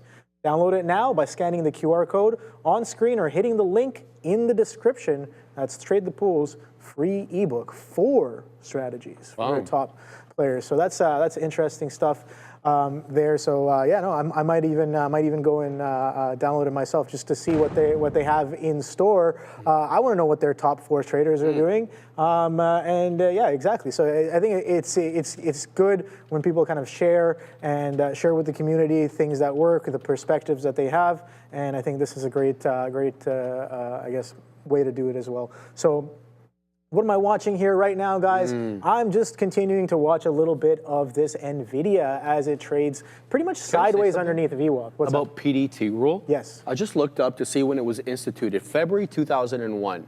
My memory serves me right. Was George Bush in power February 2001, or was he just taking over from Clinton and he just beat Gore? Why am I bringing this up? Say that again? He was. He was already, okay. Why am I'm surprised by that, because he was one of the most deregulating presidents. Like, I mean, he deregulated. Yeah. Okay. Well, he did a lot of dumb stuff, but the point was he had a deregulatory push, and this is very like regulatory, very babysitter state. No, you don't have enough money, so you get to sit over there. Yeah. You know what I mean? Like, that's kind of bizarre. Am I right on this, guys? Like, let me know. Bush was president, yes, at the time. Yeah, so that's really bizarre. It says the pattern day trading rule was implemented in February 2001 by the SEC, obviously, and FINRA.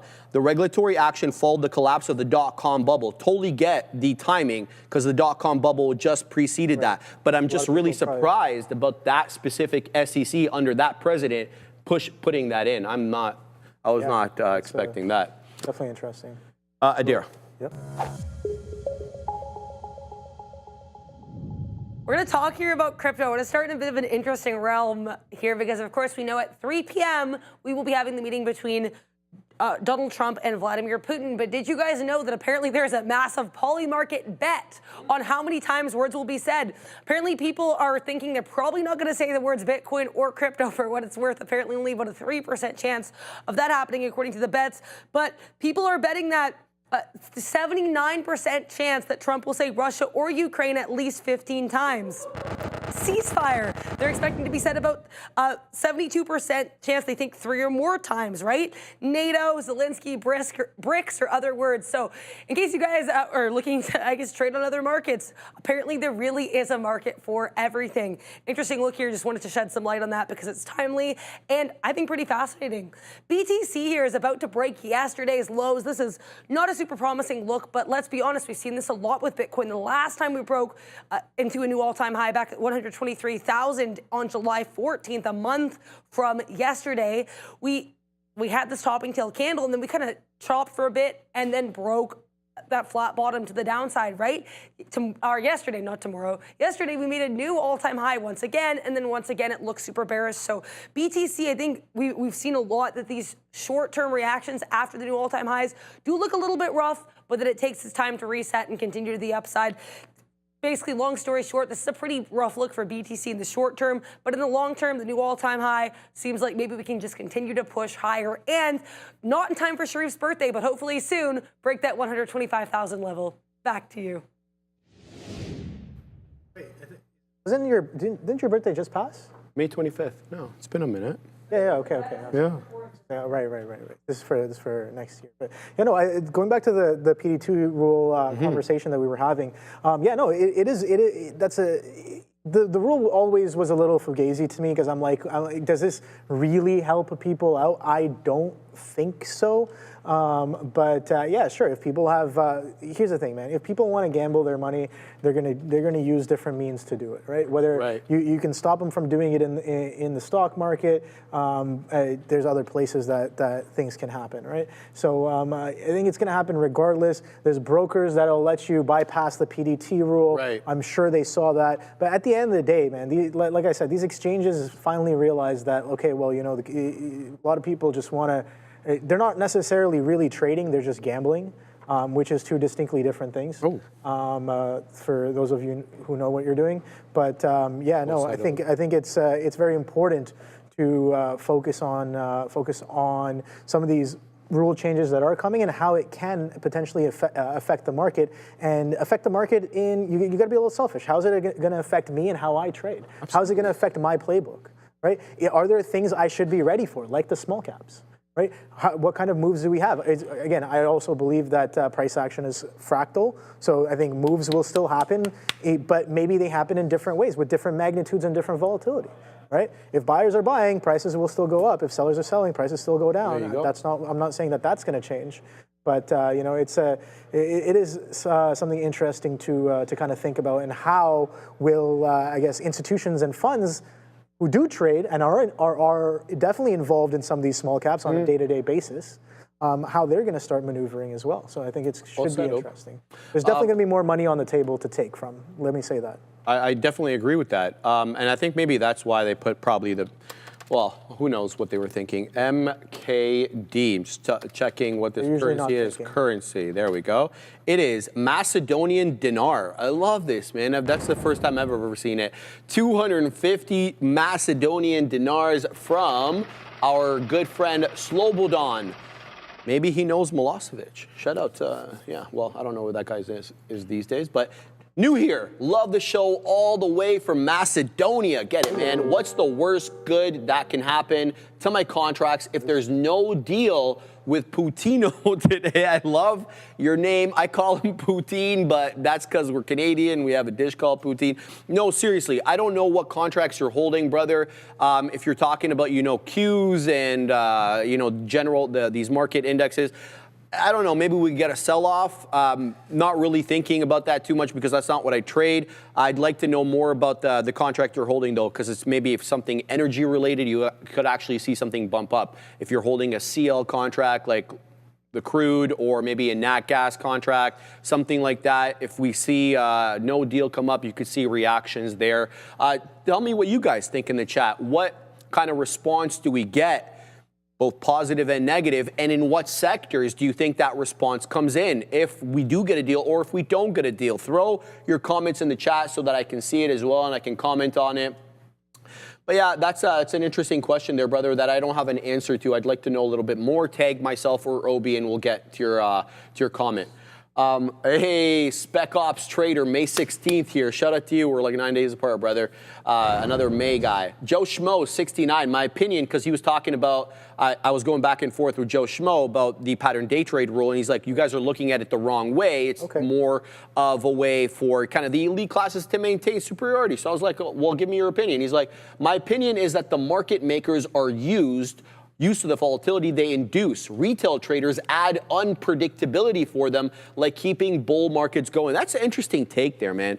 That's an interesting take because I think there are many hidden premises in that. One, that retail traders have enough juice, money that is, to move the markets. And two, the other hidden premise in that is that market makers are not benefiting from retail traders. And that's something I don't agree with that. I respect your opinion fully, but I think that the market makers make a whole bunch of money off retail traders because they get to sit on both sides, right? And they see where your stops are. Dude. They make money in general. They don't care. Market makers, you have to understand, I know there's a lot of like misinformation about market makers because you know what? It gives everyone something to point a finger to. It gives everyone something to blame.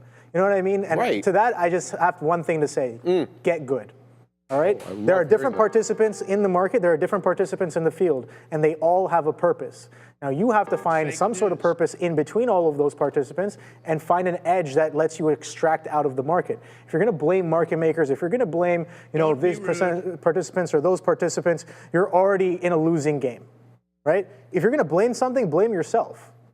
For not understanding what these participants actually do, right? Market makers are a very important part of the market, right? Day traders are a very important part of the market. Retail is a very important part of the market. Institutional participants are a very important part of the market, right? So it's like it's just cogs and wheels in a huge machine that there is definitely inefficiency in the machine, and that's where the edge lies. Right? That's where inefficiencies, we want inefficiencies to happen. If the market was efficient, nobody would be here, right? Because there's inefficiencies, that's how you're able to extract profits from the markets. Market makers, sure, you can be like, oh, market makers had to do this and they did that and they did that. They don't care, right? Their purpose is to make a market. Their purpose is to come in and make sure things are balanced in certain ways. By the way. What's that? That ain't me, by the way.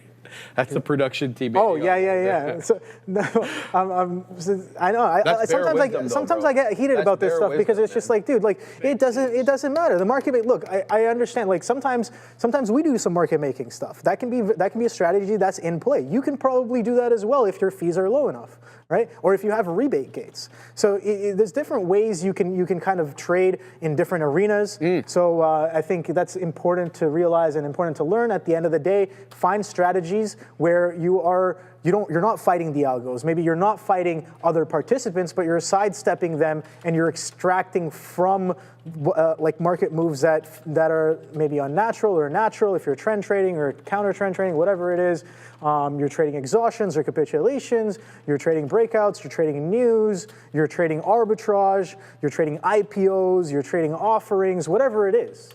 Right? I think there's a lot to be had to go around, and when that PDT rule comes up, and a lot of you guys open those accounts, just make sure you have something that's working before you throw real money at it. And again, trading on a demo is a good way to do it. Now I know a lot of people say that it's not the same. Yes, it's not the same, but here's the thing: when players practice, do they practice at their practice games as if like, okay, well, you know, this is not the actual game. These are not the playoffs, so I'm not going to put in my all. Not really. Does that happen? No. No, because you're practicing to play the game. So it's like if you can work around that, and if you can trade the trade and not trade money, then that's already giving you a huge edge. So I think that's something to note. Then again, it's just my opinion. It doesn't really matter. At the end of the day, I think one thing stands, and that's something that I have to do better at as well, is just to get good. I think that's, I'll end it off with that. All right. Where's the next trade? Let's get back to the options question by our friend Slobodan. So it's a great question. Look, I think defense stocks and energy stocks could react. I think energy stocks could pop up. Defense stocks could go down if there's a deal. Not a hard and fast rule, but something to keep your eye on. But also look at critical metals. Thank you, Adam, for that. All-class Adam DeLuce telling me as follows. To your pros and cons question, if we see a deal, then defense stocks could see a decline, and the likes of semi-chips will rally due to a 10% lithium minerals in Ukraine. And that is the question here. These input costs, these inputs, let's just call them inputs, that go into the production process. Those ones, a lot of them, I know that the Americans are relying less on Russian commodities, but the fact of the matter is it's a world market, and so you could see definitely some higher costs there. We'll have to wait and see. I don't think Nvidia will be the biggest reactor to a deal or not. I think we're really going to look to sector specific, look for energy, look for defense, as well as commodities. So that would be my answer to that. So let me know how it goes, brother. I hope you print up multiple storms and keep us apprised of what you're doing. Oh, but looks like I may have, gone a little too soon here on PGEN because we ended up getting out right at the bottom, and then right back up it goes into 320. So it should have definitely been more alive to that $3 level that ended up holding. This will be my only loser on the day. We'll keep tabs on this one, and if it sets up in a better way, we'll definitely get back involved. This is the one that I'm really focusing on, FOSL, right into that area of 315. This is a lower high though, but we also have a higher low. Area low over here, another area low over here. This is the area high. That's a lower high. So what I'm looking for is a test of that 320 on FOSL. I'm out of the majority of the position. We've scalped up nicely on it. Multiple trades on this one. First entry, scalp, finish my trade, add again at the low, scalp up again. So we'll keep an eye on FOSL and for what comes next there. The other trade that I have on INO, this one's just been putting in lower highs. So what I'm doing is anything really above my price, I'm just getting my shares out. And looking to something else, because this one really does not have the juice to let it loose. So we're going to leave that one to kind of just do its thing, 25 there. The other one, UFG. Shout out to Buffett for pointing this one out. This one, as quickly as it went up, it dropped right back down, but looks like it might be recovering. Here is the 1 minute chart, which we don't want. We want the 5 on UFG. Ignore this price action from yesterday, or don't. And the reason I say that is because it gives you an insight into the characteristics of the stock, right? But in today's trading, it has been a bit more tame, generally finding support at the 10. This one, Buffett, it's got good range here, 360 low, 475 high, not bad. So over $1, about $1.15 worth of range, but it's a slow mover. And it also has a very, very aggressively declining volume profile. Looks like really the best part of the trade was this midday here at right at 1140. We pop up. We've got about 1.5 million shares on that pop up. But look at that. It's become anemic. The subsequent candle, about 600,000 shares. After that, 303,000. This one, 2.5 250,000, excuse me, 260. You guys get it. And now this current candle's got 37,000 shares. So the volume is really drying up on this one. I'll need to see a lot more participation to weasel in. Otherwise, it becomes a bit of a dangerous trade. So right now, I'm not seeing anything on my scanner worth mentioning or breaking out in. Oh, what the hell is this? Adara, were you able to find anything on solar? Because these solar stocks are. Yeah, someone just talking about run. Okay, well, all my solar watch list today is green, including these Chinese ADRs that are also solar. DQ and JKS are the ones I'm talking about. But what you're seeing on your screen right now is Sunrun. Ticker is RUN, and there, this one, I mean, at the risk of dropping a bad pun with these two on the desk over here, this one's running up. I mean, it is really breaking out above that 375. It's well extended away from that 10 EMA on the 5. Go ahead, Adara. And there's no news. There's no news whatsoever? I looked a whole bunch of them up. I literally looked up solar stocks news. There is nothing. A lot of them, though, do tend to have decent short floats, and they've kind of rallied in the past, so it could just be. Any speculation on X? Anything No, like I mean, that? people are excited about it. I'll say that, but Okay. other than that, I don't have anything. But nobody news. Okay, thank you, Adara. So yeah, I'm looking over here. Classic. There's really nothing. Yeah, dude, but my entire watch list for solar is breaking out. Yeah. And you've got some double-digit winners, even in China.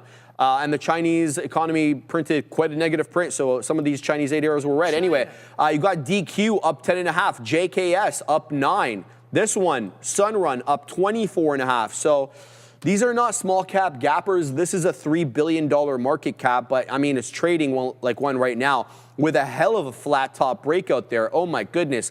That 11.5 flat top breakout was just beckoning to be taken. Alas, did not have it up, so we will not trade it, but it has now worked its way onto the side chart, OB. Even though it is not technically a small cap gapper, we're gonna have to put some respect on this one's name.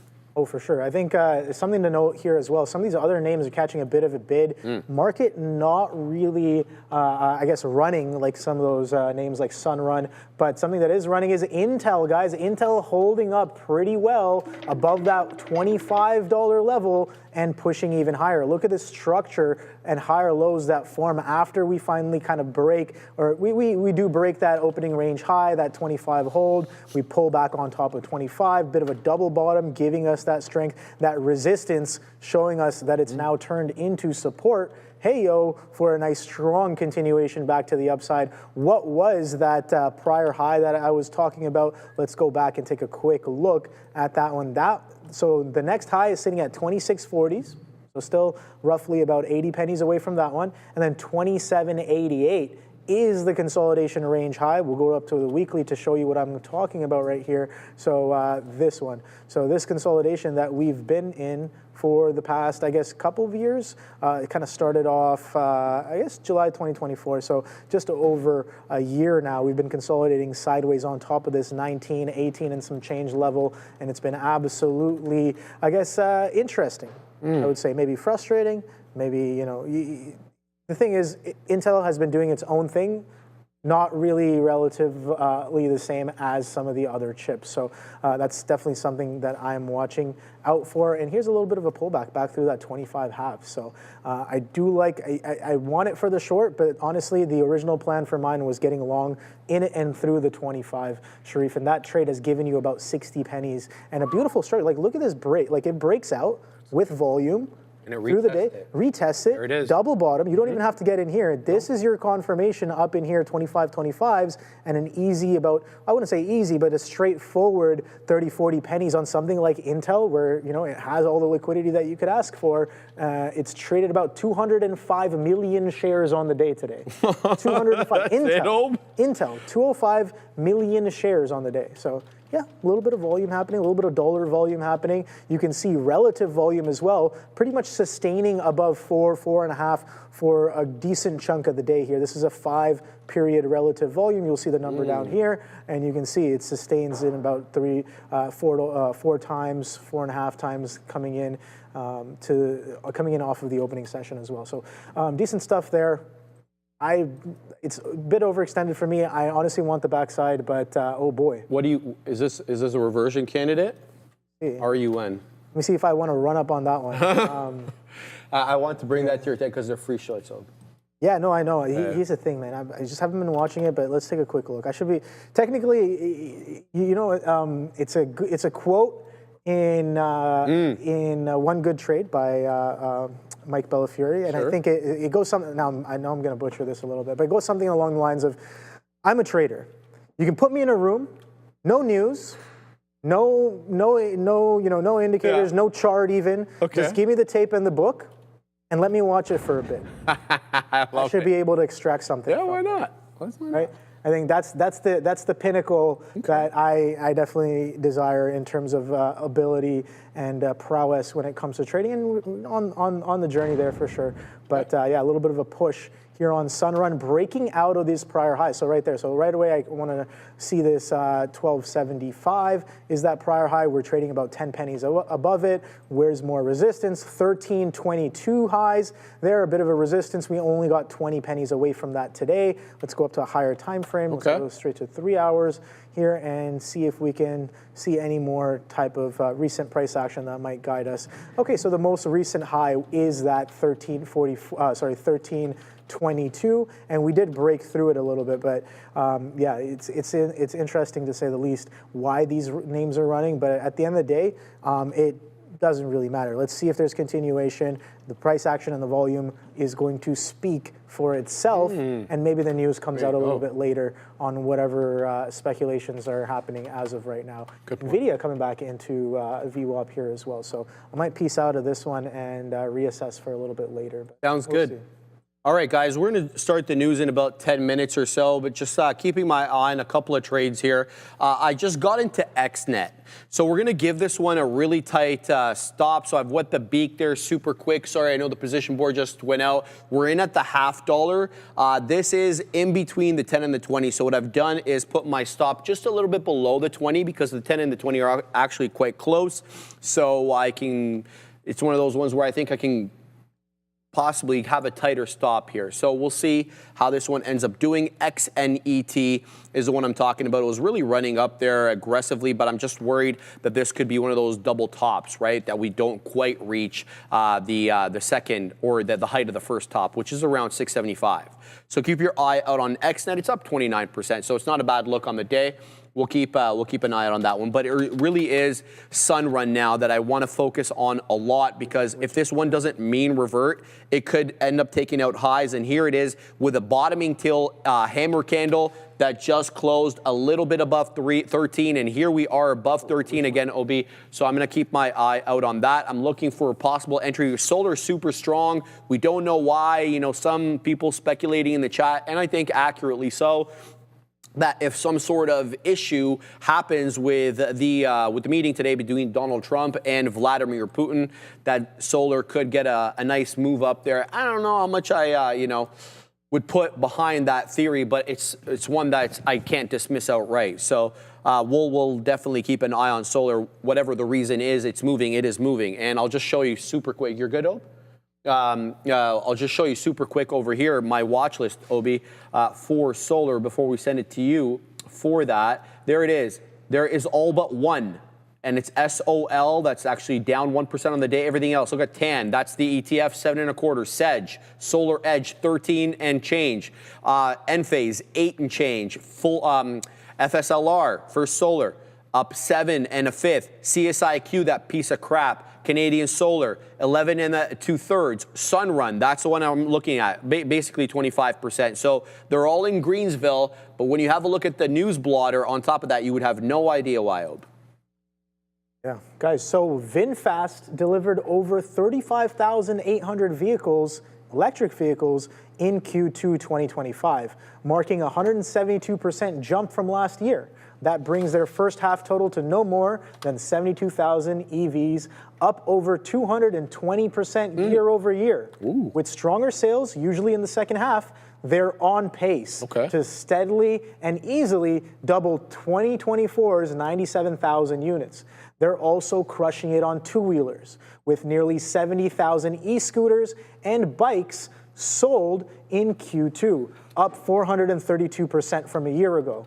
And with gas-powered two-wheelers being phased out in Hanoi and Ho Chi Minh City by 2026, the growth potential looks huge. You can find them On the Nasdaq, under the ticker VFS, that's Victor Foxtrot Sierra VFS on the Nasdaq exchange. Okay, oh Mr. boy. Fighter Pilot, Obi, I like that, bro. Oh boy, All right. what's going on? Would you ever... Fly a plane? No, no. I'm sure you're very capable. Would you be interested in taking eVTOLs to and from a place, electric vehicle takeoff and landing? So like Archer Aviation, Joby. Yeah, why not? You're about that life, Yeah, eh? the drone life. Hear it. Oh, that's Transportation what I wanna hear. by Oh, drones. Yeah, why not? Absolutely. As long as they, as long as those blades are covered up nicely and they don't fly Well, you're going to be off in the cabin and knock right? someone out. Yeah. I definitely as don't long want to as get we're hit by good on blades.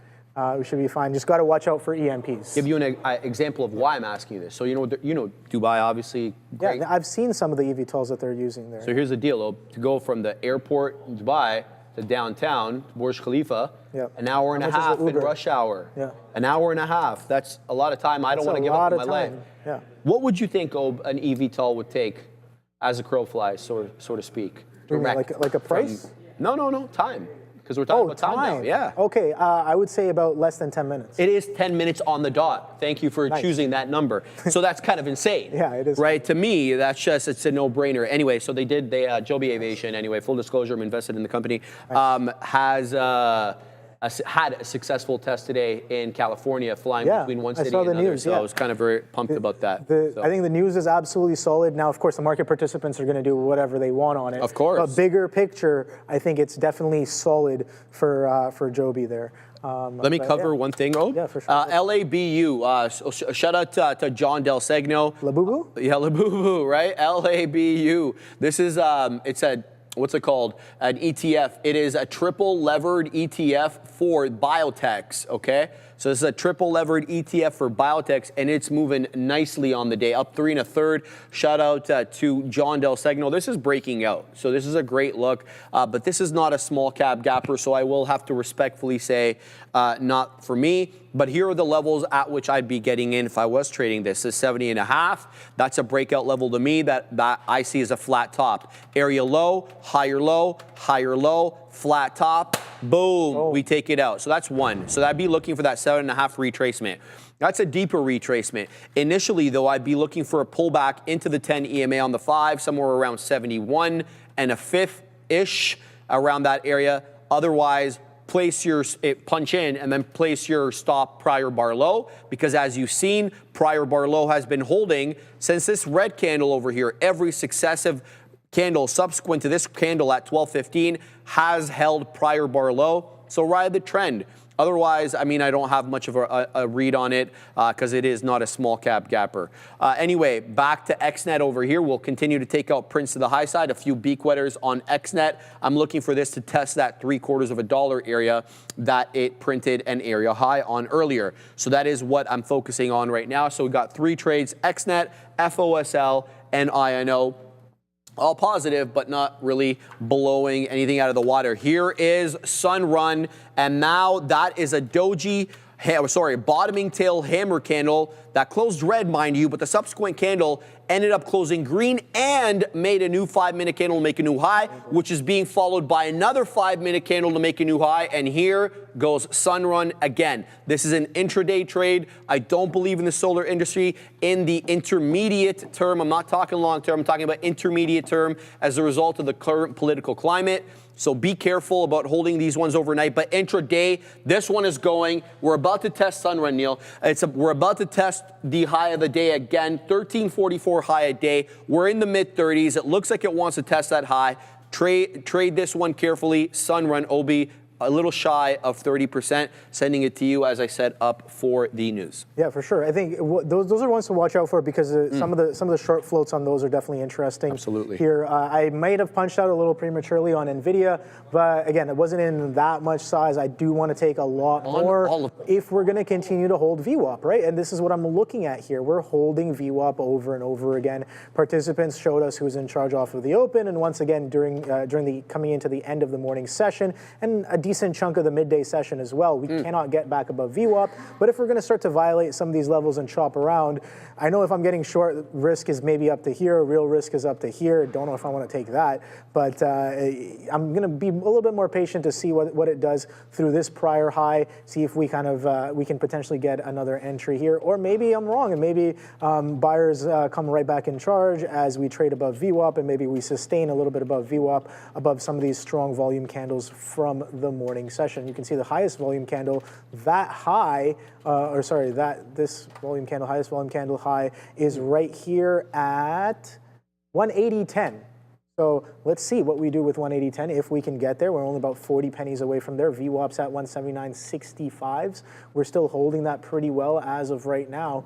So let's see. The market's catching a little bit of a bounce. We're breaking out of this consolidation here on the Nasdaq. We're breaking out of this consolidation here on the ES as well. So do I really want to stand in the way of some of this bid? Absolutely not. I know I'm short a little bit of Intel here as well, but that might be a little bit of a different push. But again, I'm willing to take a hit on that one a couple of times before it potentially comes in.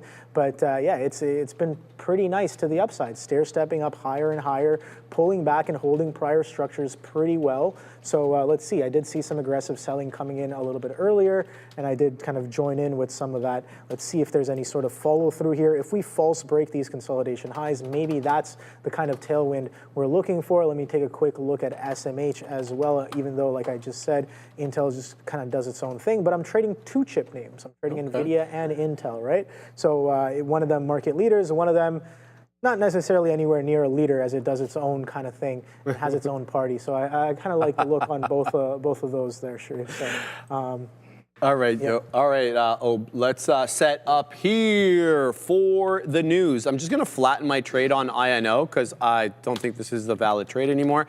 But let's get back. All right. So very interesting, 13Fs got released after the bell yesterday. I hope you caught that with Adara and the Katina Man on the market recap show. And this is what we saw out of Berkshire's 13F.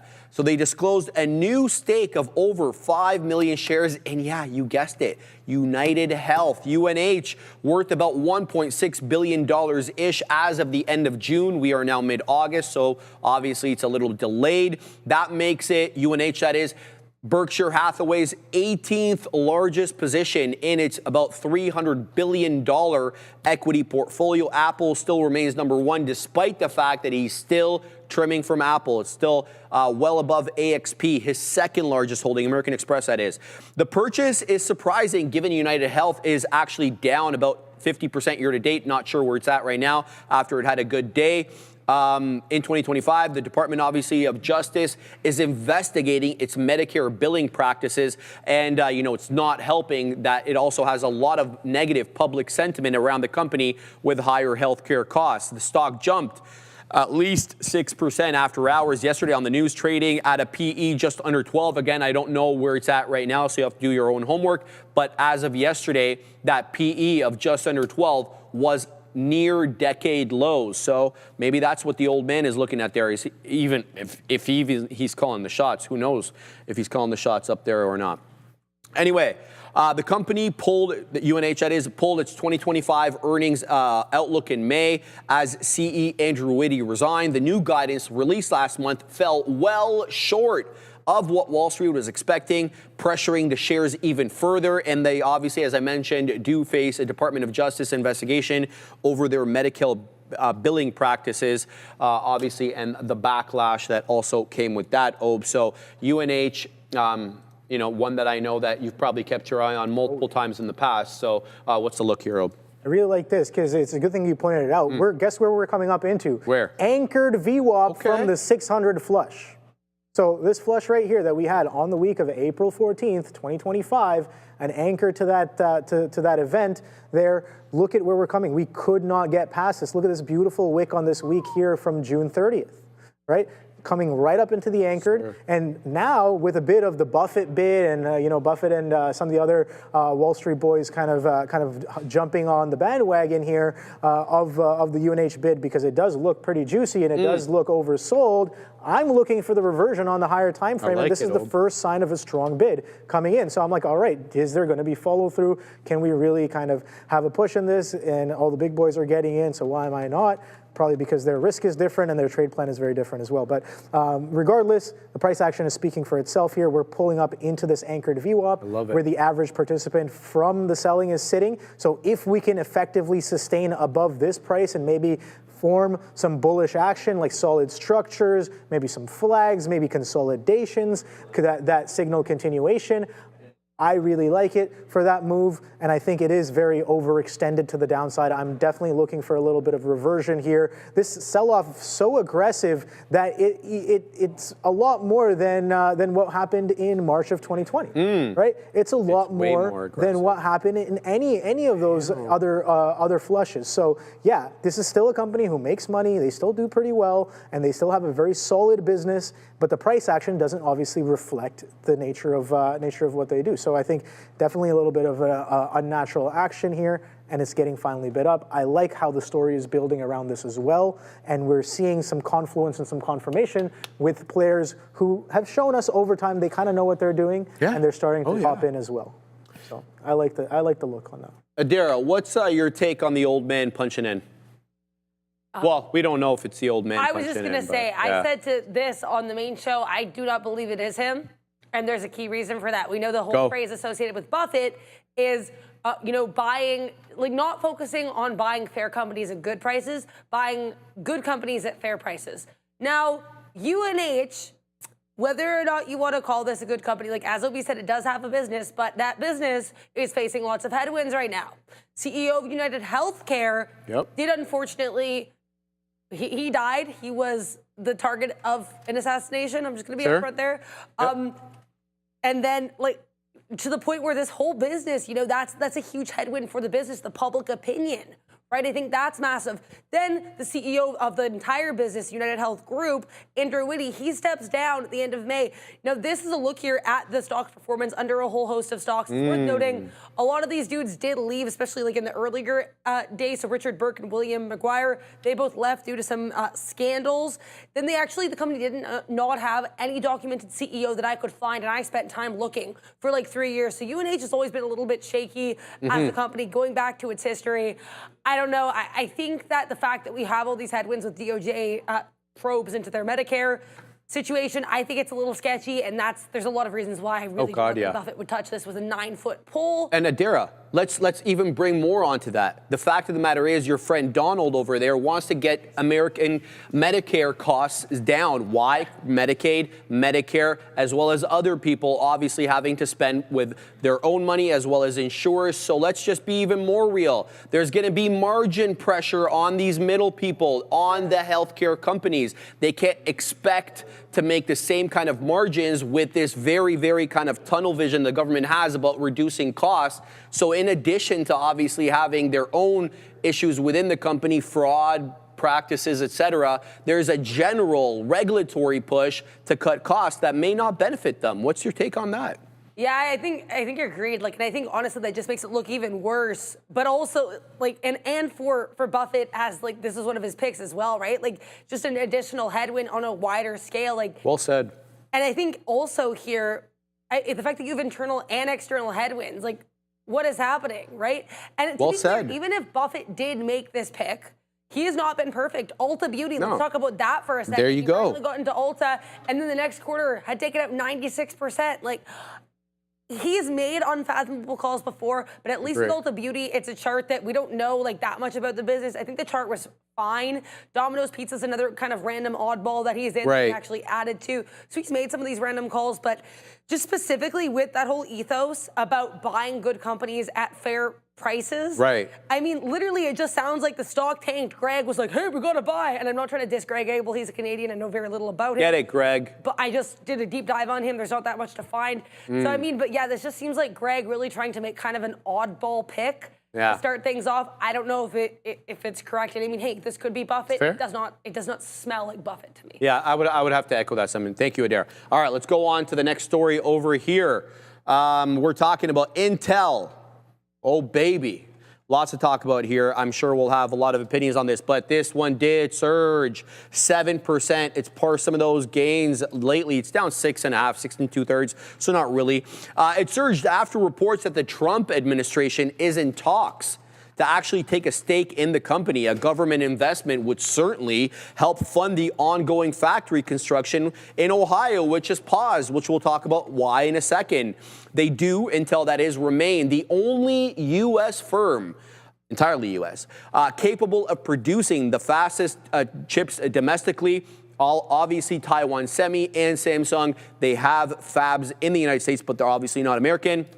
So that gives Intel maybe a bit of a different look. Intel CEO Lip-Bu Tan met with Donald Trump earlier this week after the president had previously called to get his out of Intel over alleged China ties. Intel stated that Tan is deeply committed to the U.S. national and economic security, but they declined, Intel that is, to comment on the stake rumor.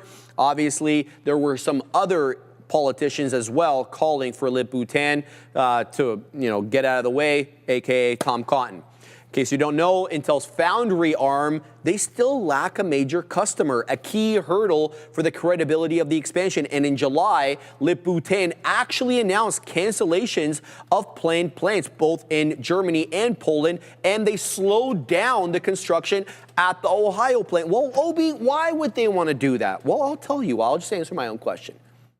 They got two different technologies right now that they're trying to sell. They got the 18A, which is kind of akin to the 3 nanometer process if you're looking at it from Taiwan Semi terms. Then they got the 14A. Oh, that's more akin to the 2 nanometer process, which is the highest type of technology that Taiwan Semi is putting out now. But they don't have buyers in sufficient quantities for either. So why the hell would they build it, spend hand over fist to build out these fabs when they don't have people on the other side to pay for the product? So that is a bit of an issue. Rough, yeah. I'm going to finish this one thing, then I want to get your input on it. Oh, the Trump administration has now kind of shown their intentions to take equity stakes in these companies. They got pseudo equity. They got 15%, it's rumored that is, of all of Nvidia's and AMD's Chinese revenue, not full revenue, just the China revenue. He's going to take a 15% cut, and he was trying to get 20. Your boy Donald, ever the deal maker, looking for 20. Jensen talked him down to 15. I'm sure Lisa echoed that as well. He's also allowed the Pentagon to take a $400 million stake in MP Materials. Full disclosure, I'm invested in that. And we also know that the American government has the golden shares in that U.S. Steel Nippon deal, Nippon, whatever it's called. So clearly here, he's been showing you, Ob, his propensity to, number one, get the U.S. government involved with the private sector. And if you believe his look at it, Ob, he's trying to put money back in the taxpayer's pocket vis-a-vis these equity investments. What's your take on the whole thing? I think it's just, the thing is with Intel, I think, is there's a lot of stuff that I don't fully understand. That's going on there. Bigger picture for sure. Wow, there's some selling coming in here on both Nvidia and Intel here as we drop back. Do you want to pass it on to Adero as you focus? This Nvidia. No, that's fine. I'm just pointing that out. But sure. No, I think the story that's been unfolding on Intel. Let's pull up the chart here as well because I am in a trade in it right now. Get it, Ob. But yeah, Intel has been pretty interesting. We talk about that multi-week. So it's almost as if they're building this story, right? We've accumulated for over a year on top of that $19 base. So let's go up to the 1 week chart here. And a lot of people were asking, yeah, sure, Nvidia. A lot of people talk down on Nvidia, sorry, on Intel. Yeah. But the fact of the matter is the Intel chips are still being widely used across the board when it comes to PCs, right? Absolutely. I'm an Intel fanboy. Likewise. Every build that I've had that's my own, I've built it with an Intel processor as well, since the Pentiums, right? So the old school fanboy. But I think this consolidation has been pretty interesting because I was like, okay, well, where is the Intel bid? We see all of these chips pushing. We know that Intel is still involved. Sure, first the excuse was, oh, they're not doing graphics cards. Right. And then it was like, oh, but now we have AI that can run off of processor chips. This, that, and the other. The accumulation on it has been absolutely beautiful. And you can tell the story that's been building up is starting to become more and more bullish. Right. Now, if the US government starts to take a stake in this, this has been accumulating for the past year. I think it's poised for a little bit of an upside because it's failing to follow through back down. So I think just looking at the price action, if we can get above this 27, 28 level, and if we can effectively sustain above that $30 level, I think we're open to some fresh highs here as well. And I do like the way the story is building up. And it was a little bit fugazi how the whole, oh, you're going to get fired. Now we're going to have a meeting. And then as soon as I heard the meeting, I'm like, I should probably get long some. Because I'm like, there's no reason you're going to invite someone over to your house if you're not going to have a proper conversation. Yeah, exactly. Right? We just told him to get his, what? If you didn't want him there, he would have been like, yo, get out. And it's funny enough, you sell off on the initial news, which creates a little bit of a discount for everybody and friends. So, and then you announce that, okay, we're going to call him over and maybe work on some things together, which is how it should be, how it normally it kind of goes in a what's the right word I'm saying, in a proper society. Right.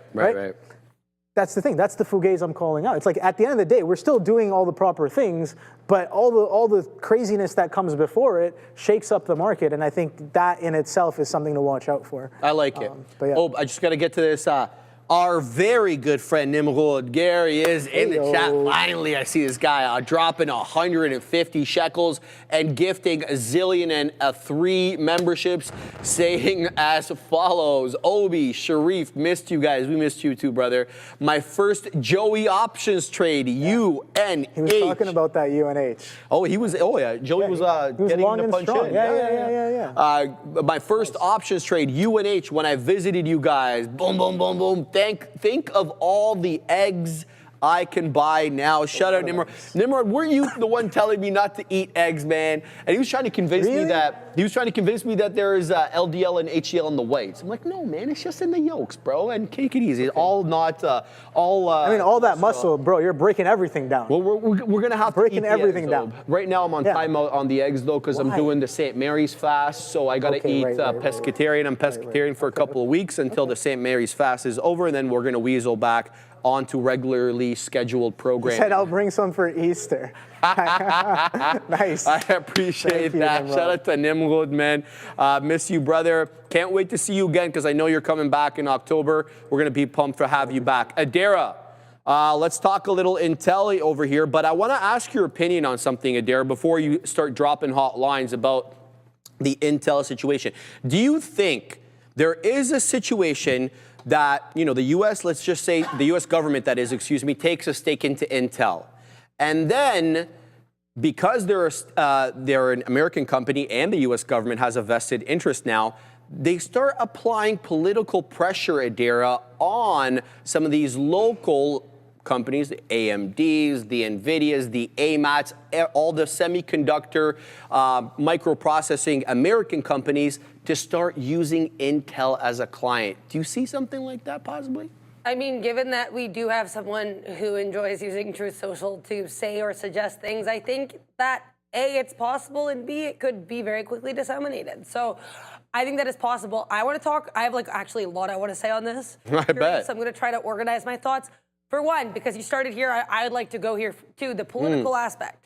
So, Sharif, Tom Cotton came out and was like, yeah, this guy's connections are a little bit sketchy, right? That's actually how this whole thing caught Trump's attention in the first place.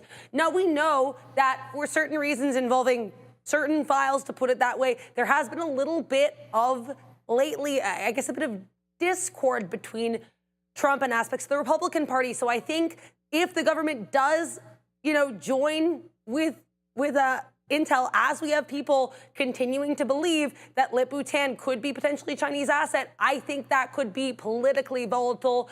That is just one way this could go. But I mean, if you've seen the deep abyss of X, you probably know what I'm talking about. There are very much people who believe this, and I think that you're kind of sowing the seeds there in a way that maybe will not help the administration's case. Now, I want to say as well, the golden share thing kind of reminds you of an old friend, country-wise, that Trump and the administration like to clown on a bit. Andre, do you have the button for that country? China. The China bubble. So China takes golden You should have shares told too. me. I would have been ready. I'm just saying that it's really funny that we've got, you know, as much as they really dislike what's happening in China, they're also starting to do the golden share thing because China's done golden shares with ByteDance. I don't know. I just think this seems like such an odd decision on a lot of levels. And I think, yeah, beyond like the aspect for pressure, which I don't know if a government should be pressuring companies into choosing other companies to work with. I find it a little sus. Yeah, that's not really the point though, but you know he's doing that. Yeah. Right? He's doing it in other areas. But I guess that's a fair point. I think I'm just so like, I agree with you. I don't want the government involved in business either. Yeah, I agree, right? So I think it's ethically sketchy. I think Lip Bhutan already the stocks, this would have been as of the close on August 6th. The stock's already down another 20% under Lip Boo. Like literally the interim co-CEOs did better. I don't know. It is what it is. I think that the timing of everything is sketchy. I would have liked to see the meeting on camera because I have lots of questions. But again, none of this has been confirmed. It's all speculation until that point.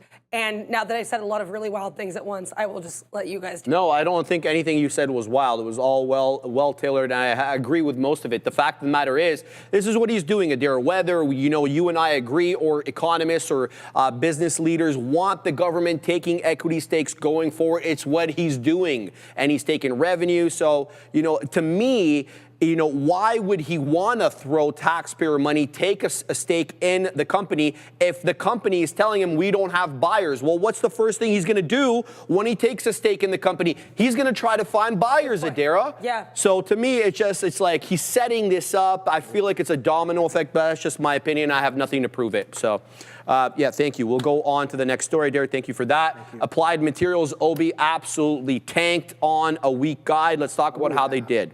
That was big. That was a big move in the after hours, eh? Yeah. All right, EPS, guys, came in at 248 per share. Easy beat there. The street was looking for 236 on revenue of 7.3 billion. Another easy beat. 7.22 was the expectation of analysts, but that's where it all falls apart. EPS, bad miss. 211 for the guide. We're talking about Q3 guide now. 211. The street wanted 239. Revenue, 6.7 billion. The street was looking for 7.34. Why are they dropping so much? Well, here's what the CEO said.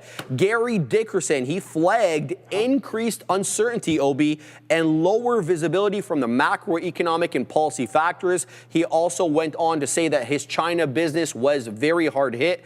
Capacity digestion and non-linear demand is expected to pressure results over several more quarters. So we could see more down days for AMAT if you're looking to swing trade, not financial advice. There's also a large backlog, and I did quite an extensive video on our TikTok account about the backlog for the export licenses, specifically from the purview of AMD and Nvidia, but it also applies to many other microchip semiconductor companies, including AMAT. There's a huge backlog of pending U.S. export license applications, mostly to China, and he assumes, the CEO that is, that they will remain unapproved going into Q4. We're guiding into Q3 here, so we're talking about 2 quarters. He also says tariffs are not helping the situation. He says Trump's tariffs could double prices of imported chips unless the buyers build in the U.S. What he's talking about there is 100% tariffs that Donald has been threatening on imported semiconductors and semiconductor-related equipment that isn't manufactured locally. And this obviously sees a high risk, as much of the components that he built that they're using on their chips comes in from Asia. So AMAT just barely above 14%. Oh, but you feel like, given the commentary from management there, it might be just the start. I'm not guessing, but it just doesn't sound good. Yeah, I think this might be poised for a little bit more. I was honestly looking for that SSR price to come in right off of the open, and that was a 15% off of the closing price. We didn't quite get there. We didn't quite open there. It was really, really close, but we're starting to come into that territory now, down almost 15%. But in the pre-market, we did hit those prices, those SSR prices, and guess what? We did catch a bit of a strong bid all the way from 159s, 160s all the way up to 167.5. So nice, decent bounce on that one. That was a 3% bounce, almost a 4% bounce off of some of those pre-market levels. So yeah, definitely had this one on watch, and it does seem like, Sharif, this is just the beginning. right? This is just the beginning, just based off of, here's a beautiful thing that I like about price action, because it's a lot of the times it just speaks for itself, right? You can see that we've had such a strong trend, and this is the first kind of the most aggressive selling, and it's on earnings. So there's a fundamental shift in what's happening. Their guidance, they obviously, even though they beat pretty decently, they're like, we don't know what the hell is going to happen in the future. So that obviously is gonna ruin some people's swings, and they're just like, we don't want to put on risk if they don't even know what they're doing. So I think that's definitely a little bit of involvement from some strong sellers coming in off of that I guess if you want to call it a guidance miss. But today's low and the reference low is definitely going to be interesting to me. 159.88. Can we hold? Do we bid up? We saw a bit of that bid coming in, but 67s couldn't even push that aggressively. So yeah, just looking at prior support and resistances, this nice little consolidation with a high volume node right here. I think some of these highs are coming in at 150s. Would you look at that? Nice little confluence.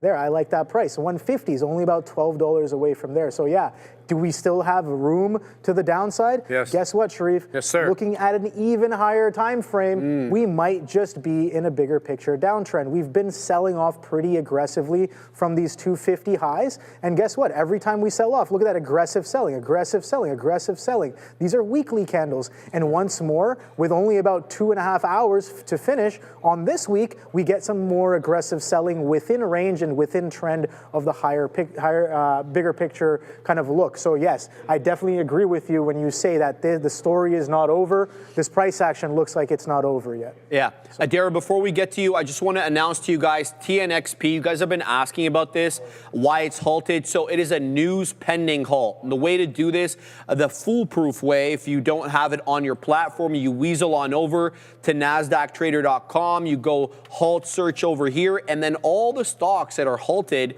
you're going to get them right here, their halt time. If there's a resumption time or date, you'll know exactly what it is, and you'll get the reason. And if you hover over that T1, which is the reason, the code, news pending. So it is pending release, it's halted pending the release of material news. What that material news is, we do not know. But this was the price action on TNXP before it was halted. The halt time, just so you guys have an idea of when it stopped trading, was 103.59, so 104. So essentially, about 20 minutes, about 20 minutes or so right now. So TNXP, guys, halted, T1 pending news. That's Tonix Pharma, excuse me. So we don't have any more information other than that, but I just want to give you guys that information. So keep your eye on that if you're involved in it. Adara, let's weasel in here and talk a little applied materials. It was a blowout quarter, Adara, but the guide looks ominous. Yeah, I don't have too much to say here with applied materials. I think you guys all both said it really well. For one, I'm seeing on X that this TNXP thing has to do with waiting to find out whether a drug got approved or not. Okay. I'm looking into this to see if I can get confirmation, but that's, as far as I can see, that's what it might be. Now, also, I found something on solar, but I couldn't find any details on it, and it's all speculation. Let's hear it. So Citigroup thinks it has something to do with Treasury retroactivity. I looked into that term, and I don't know what it means, and neither did the internet. So based on that thing, Treasury retroactivity, which might have something to do with whether or not, I guess, solar projects are or not, how they're going to basically, I guess, go forward. Something to do with that. That's as far as I could tell from Google, but I could not find a definition for the term. Citigroup says that's maybe why solar is running. So it's not that helpful, but that's what I have.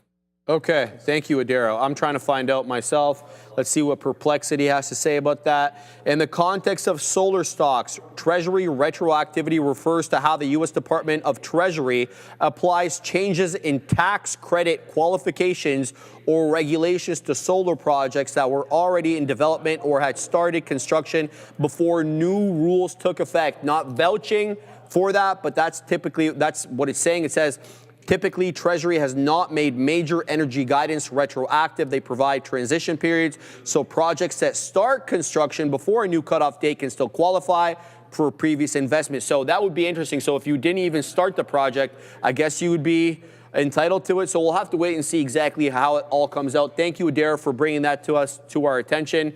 We can definitely keep an eye out on that. Let's go on now. Hims and hers. More FTC investigations, baby. It's not just the DOJ and UNH. The FTC is also investigating how a Hims and hers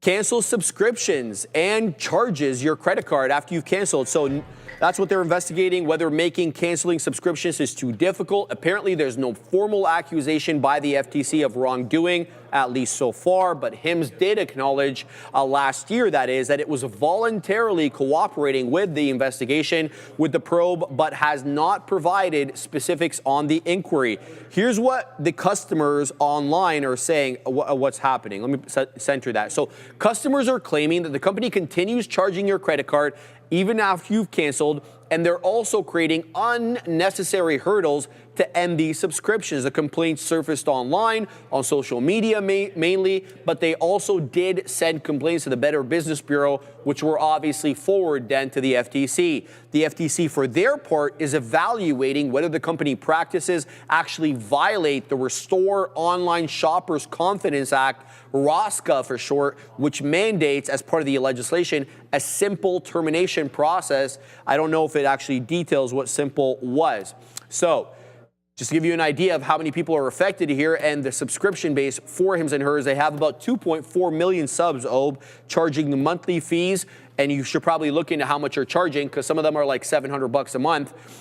You basically get telehealth services, prescriptions for conditions like obesity, hair loss, erectile dysfunction, the works. Everything you don't want to talk to your doctor about eye to eye because it's embarrassing, they'll do it for you on there.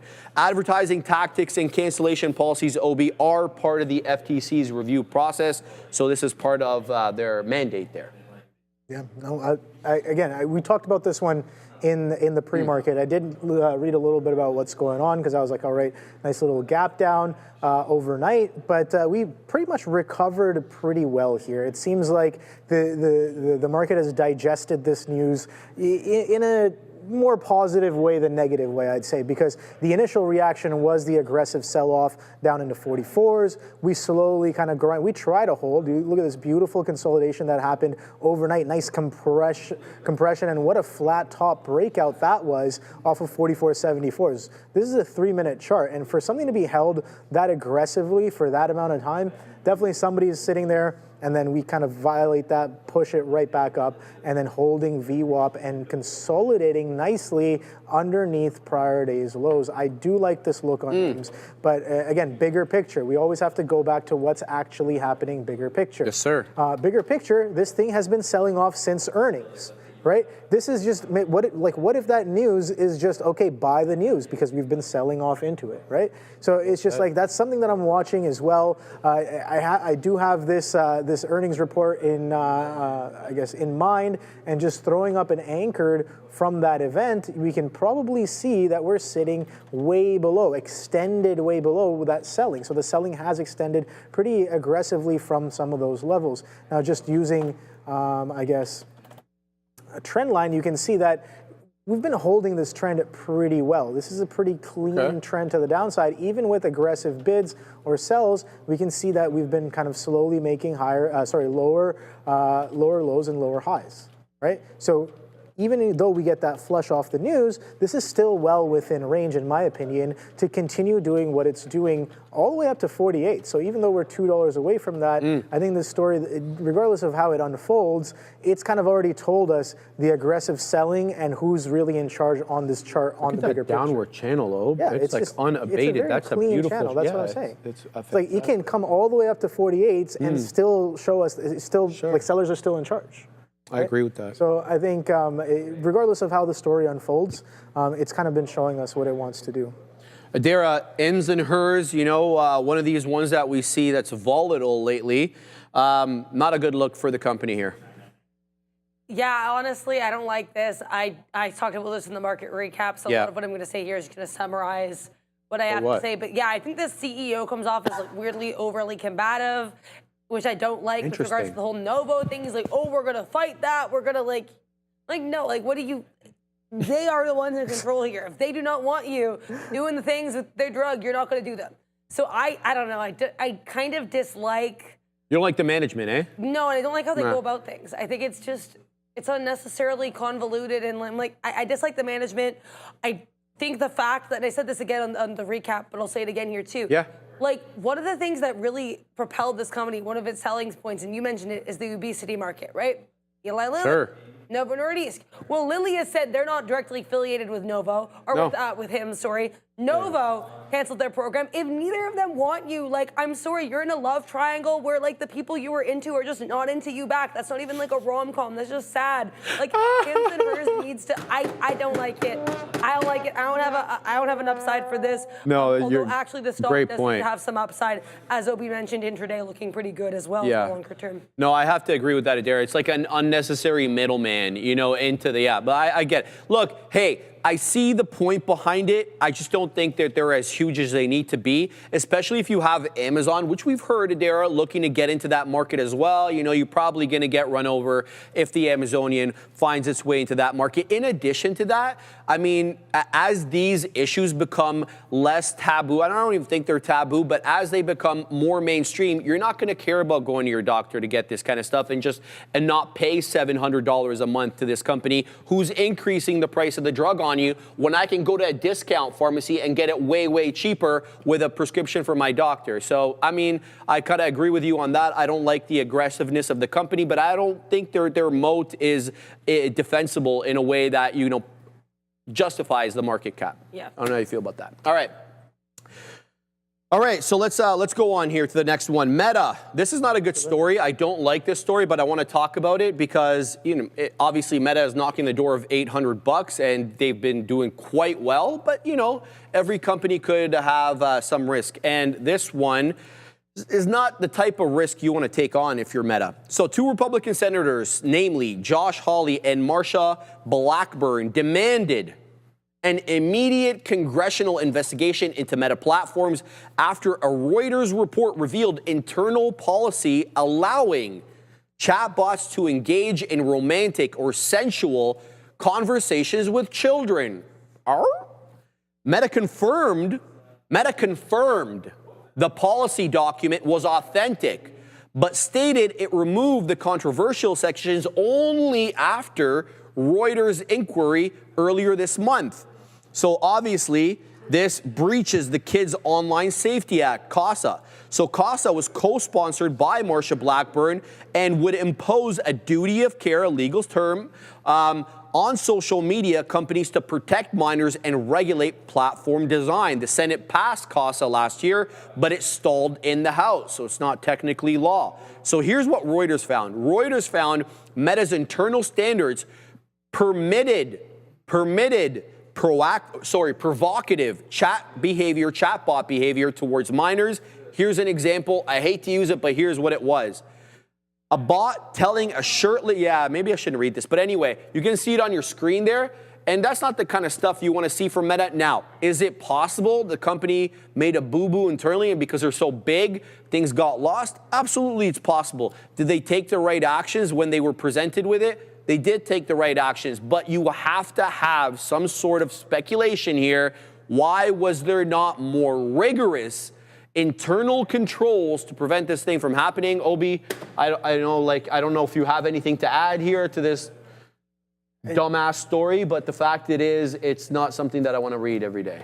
I think the fact of the matter is that it happened and they took care of it. I think that's what we want to try to get out of it. It's, you know, people making mistakes and they admitted to making the mistake. They didn't kind of walk back on it. So I think that's respectable in a sense. And yeah, I think you're definitely right. When you have so many moving pieces, exactly, you can definitely miss out on some things. Should they have been more rigorous in the bringing in of that? Sure, yes, for sure. But I think. Again, at the end of the day, it doesn't. What I realized, and I realized this a while back, and it's just like, honestly, things can be the worst, but it really doesn't matter what I think. It doesn't affect the stock too. It doesn't matter what I think. Mm-hmm. From from a real trader perspective, it really doesn't matter what I think. What matters is what the market is telling me. How did we digest that news? Is Meta budging? Is it just going to continue doing what it's doing, which is pushing up and trending up? I think so. That's what it's doing today. And I think it even fortifies the long even more, or the bullishness even more, when a company can be honest and be like, okay, yes, we messed up, and we are going to correct it. I like that. Is that not going to bring in more of a bid? Good take. It's just more confluence for the long, in my opinion. And you cut off the head of the story, right? You kind of put the kibosh on the story, but like, hey, we screwed up. Yeah, sure. We're rectifying it. Here's what we're doing. So you kind of get control a little bit on the narrative, right? Where in this case, you got to say they don't have control on the narrative right now. Okay. Adira, I know you and I spoke off camera about this. It makes you a little squeamish. Anything to add? And thank you to Andre and Fabian for making me a random little ghost. I feel like I'm in the Sixth Sense, except I'm not all grotesque looking, so that's cool. I will say, with regards to this story, and I hate to have that fun little intro and now this story, which is depressing, I think the timing of, I think this timing is interesting for a couple reasons, but I'll start with the fact that it is really unfortunate, to put it extremely mildly, that we have both Meta with this inappropriate behavior with children and chatbots, and then Roblox being investigated as well for same day. For allegations that Hindenburg made last year. That's crazy. Last year, like, these are not new. So platforms and people, be nice to kids. This is not I don't even know if this is the platform for me to say that, but I will fully say that, because that should not be happening. And I hope tech CEOs, Mark Zuckerberg, if you're watching this, I am talking to you and your weird gold chain. Get him, Adira. Just do better. You need to do better. I watched a whole John Oliver piece on this, and they've gotten rid of a lot of their oversight. We know that. He did his weird, creepy video with his gold chain, actually, where he was like, we're going to leave it up to you to moderate. Maybe that shouldn't be a thing. Maybe you guys should have content moderators. And so I want to say that in respect to anybody who does content moderating. Now, Sharif, I want to get off my high horse for a bit. I want to say one more thing. Go. I noticed when you said, so the second you said Marsha Blackburn, my little ears pointed up, because I watch a lot of congressional testimony. I watch it in spare time, and I watch it here. And Marsha Blackburn is a little bit of an activist. And so the second you mentioned that she has that act she's trying to pass, and she's trying to route this Meta thing through that, I do think it's a bit unfortunate. It seems like maybe this very serious issue with Meta is being funneled politically a bit. Okay, so what's her motivation to pass this CASA Act? Is there something obviously, other than being, a person who protects kids and get all the benefits for that? We know they all just want to pass their acts. I hear that all the time. People will talk to Powell and then be like, well, in my act, blah, blah, blah. And I'm like, Powell doesn't know or care. So it does, unfortunately, smell a little bit of that. That's fair, Adira. So, the motivation there is under suspicion by Marsha Blackburn of Tennessee, I believe. She is a senator there. She is of Tennessee, yeah. Yeah, Tennessee, their senator. So we'll keep definitely tabs on that. But, I wanted to read this story because obviously it made me squeamish reading it as well. But it's something that we need to be cognizant of, especially as AI develops and all the quirks, let's just call them that, with the development of AI rear their ugly head. Let's go on to the next story.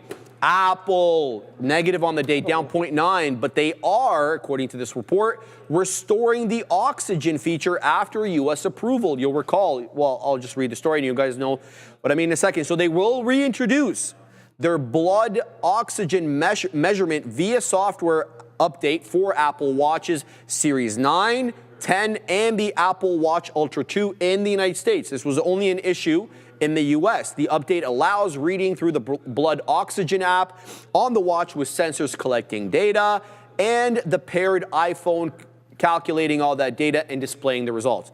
The devices were shipped to consumers sold without the feature due to legal restrictions, but are now cleared for activation after the U.S. Customs approval. So let's give a little bit of context to this story over here. It was Massimo who accused Apple of not only poaching their employees, but stealing the pulse oximetry technology after failed collaboration talks, because Apple was trying to actually strike a deal with this Massimo company. The deal didn't get struck. Apple went their own way. Massimo says, you stole our technology and our people. In 2023, that is, the U.S. International Trade Commission ruled that Apple infringed Massimo's patent, leading to a ban on imports of the affected watch models, made obviously in Asia. Apple briefly resumed sales after securing a temporary pause from the Federal Circuit Court of Appeal, but then the ban was later reinstated, forcing removal of the feature. So now the dispute has kept health tracking wearables in the regulatory spotlight, with potential for further litigation or licensing agreement. So this could be an ongoing issue, but the reinstatement app, or the reinstatement, Obi, I should say, could help boost the Apple Watch sales in the U.S., particularly among the health-focused individuals. And I should point out to you, Ob, that their accessories segment was one of the segments that did not do well in their last report. I believe it was iPads and their accessories, so like AirPods, Apple Watch, etc., didn't do well. So maybe this moves the needle, maybe it doesn't. Maybe, I don't know. Last I heard, they finally added the calculator app to the iPad. So I don't know. There was no calculator app on the iPad? I thought they just improved it. They might have improved it. Whatever it was, that was a big selling point at the last Apple event. That was a big selling point at the last Apple event. So I was like, all right, cool. You know how I feel about Apple. I have a very strong bias. But in terms of the chart, I love that stock. Show them the phone. It's a little dirty, but it doesn't matter. It's the phone. Too bad we can't trade Samsung, but Samsung is doing extremely well on the markets that it trades on. So it kind of, like I said, the chart will speak for itself. But Apple is very strong, right? Apple's been pretty decent here. It's been trying to break out, right? And I think that's something that I want to note here. Wait, hold on one second. I just got to get that order in on Intel. Thank you very much. That's trying to break down now. Let's see if it can finally come into fruition. But Apple, we got that final breakout into that 230s area here. We can take a look on the weekly, and oh boy, that's a lot of indicators. Oh my God, that one held pretty nicely. I wonder why that was in there. So the hold of 170 was quite nice. Funny enough, I am long in the personal on Apple. I was starting to sweat a little bit because it started getting close to my average here on this strong pullback. That's where you should have added. I should have added way more. But the 200 was a nice place to add as well. Yes, it was. And this 216. And Fabian saying we can't beat his average because Fabian bought. You want to know why we can't beat his average? Because Fabian doesn't own Apple. There's no way, Fabian. There's no way I'm believing you own Apple. You do? He said he bought it at the tip. I'm very surprised because Fabian doesn't like tip? Apple. You believe in the cult. He believes in the cult. Oh, right. Yeah, of course. So I think that's a great way to put it. Like, cults bid up. Cults bid up. Over time, if you have a significant following, if you have a significant bid, then things will trend. You see that action, you see that concept happening all the time on small caps because it happens on a much shorter time frame. Yes. Right? There's a cult following for a very short time frame. Now, Apple has a cult following for many, many years. They make money. They have it's a different kind of a structure for the company. Yeah. But that same idea of a cult following still exists when it comes to Apple, and that's why I like the long. Do I like their products? Questionable. Do I think they're good products? Sure, they're good products, but just not for me. I like a little bit more accessibility, and I like control over the products that I use. So, Adira, tell us how much you believe in Apple and trust Apple's product launch schedule. I don't. I don't trust it at all. I'll put it this way, and this is going to be a bit of a read. So to the other individuals, so I apologize already for the stance of this person in the chat. I trust Apple's product launch schedule as much as I trust Elon Musk's timing when he says he's going to release a car, and that is not at all. And I would actually always add about 2 to 3 years to when they say things. And I love how I set you up for this. Elon Musk fans, this is not a comment on Musk as a person. It is only a comment on his very, very, very lofty ambitions when it comes to timing, which I think is like a universally recognized fact. But Apple also does the same thing. No, I was going on about this last night when we went to. Oh, that's why I set you up for it, because I knew there was firepower coming behind it. Tabletop robot was not even a new story, guys. Like, Apple got so excited about its tabletop robot, and my brain was like, oh, Adira, you've heard about this. So as I mentioned yesterday, I looked it up. It's a cool, almost 18 months old story. And in fact, in the first report, we thought we were going to get the tabletop in 26. Now we're getting it in 27. So, yeah, I mean, the fact that, again, this story itself is also a year and a half old. It was happening within my first months of being at this desk. So let's put a timeout for a second on the schedule. Do you like the idea of the tabletop robot, because you and I were also discussing yesterday the Johnny Ive approach that he's taking with OpenAI and how it would also be a tabletop device, maybe not a robot, a dare with a moving arm, but it would be kind of that omnipresent figure that would be able to see what you were seeing, comment, collaborate as well. Do you like that tabletop design, or does it move the needle for you? I don't know. I honestly, like... You want to see it in action first? I want to see it in action. Fair. Much like with Elon, I do not sure I trust it unless I can physically see it and I love it. pretend I could hold it in my hand. The other thing, too, I mean, like this blood oxygen thing. Okay, cool. Thanks for giving us the update like years later. I'm sorry, Apple. You got to get a little bit more like timely. You got to put some Snapple in the Apple. Ooh. Also, we do have Nvidia posting on X that I think is pretty interesting. Okay. They said H20 export controls didn't slow China. They only stifled the U.S. economy and technology leadership. So get it, Nvidia. Coming after these U.S. export controls. I like it. Go, Jensen. Get it. Yeah. I love it. Thank you, Adair, for that. Thank you very much. Always giving us exactly what she thinks. You're not going to get it sugar-coated from Adair Page. I promise you that. All right, let's talk about the H1. That was a great segue, Adair, because look at that next story.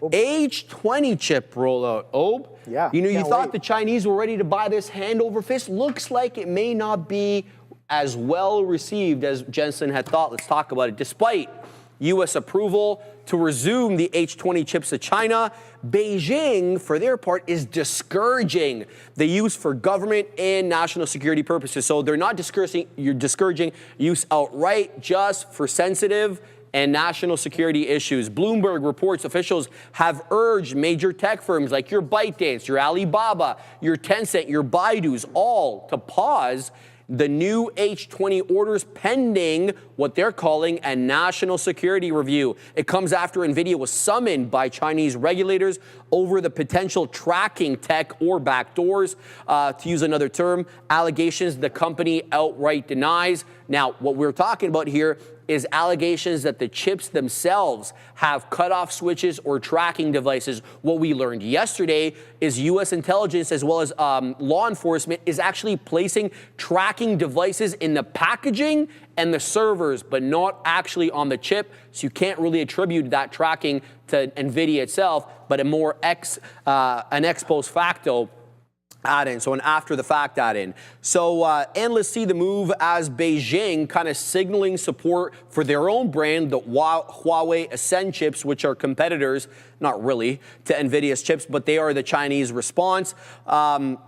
Even if NVIDIA's chips are superior, the Trump administration's July export approval was pitched as a trade concessions that the Americans made with the Chinese, but he later, Donald that is, reframed it as a strategy to keep China addicted to American technology. It's really about who's listening and who the audience is. Donald will pitch it, whatever. Get it, Donald. Where are you? Very good. Good job, Donald.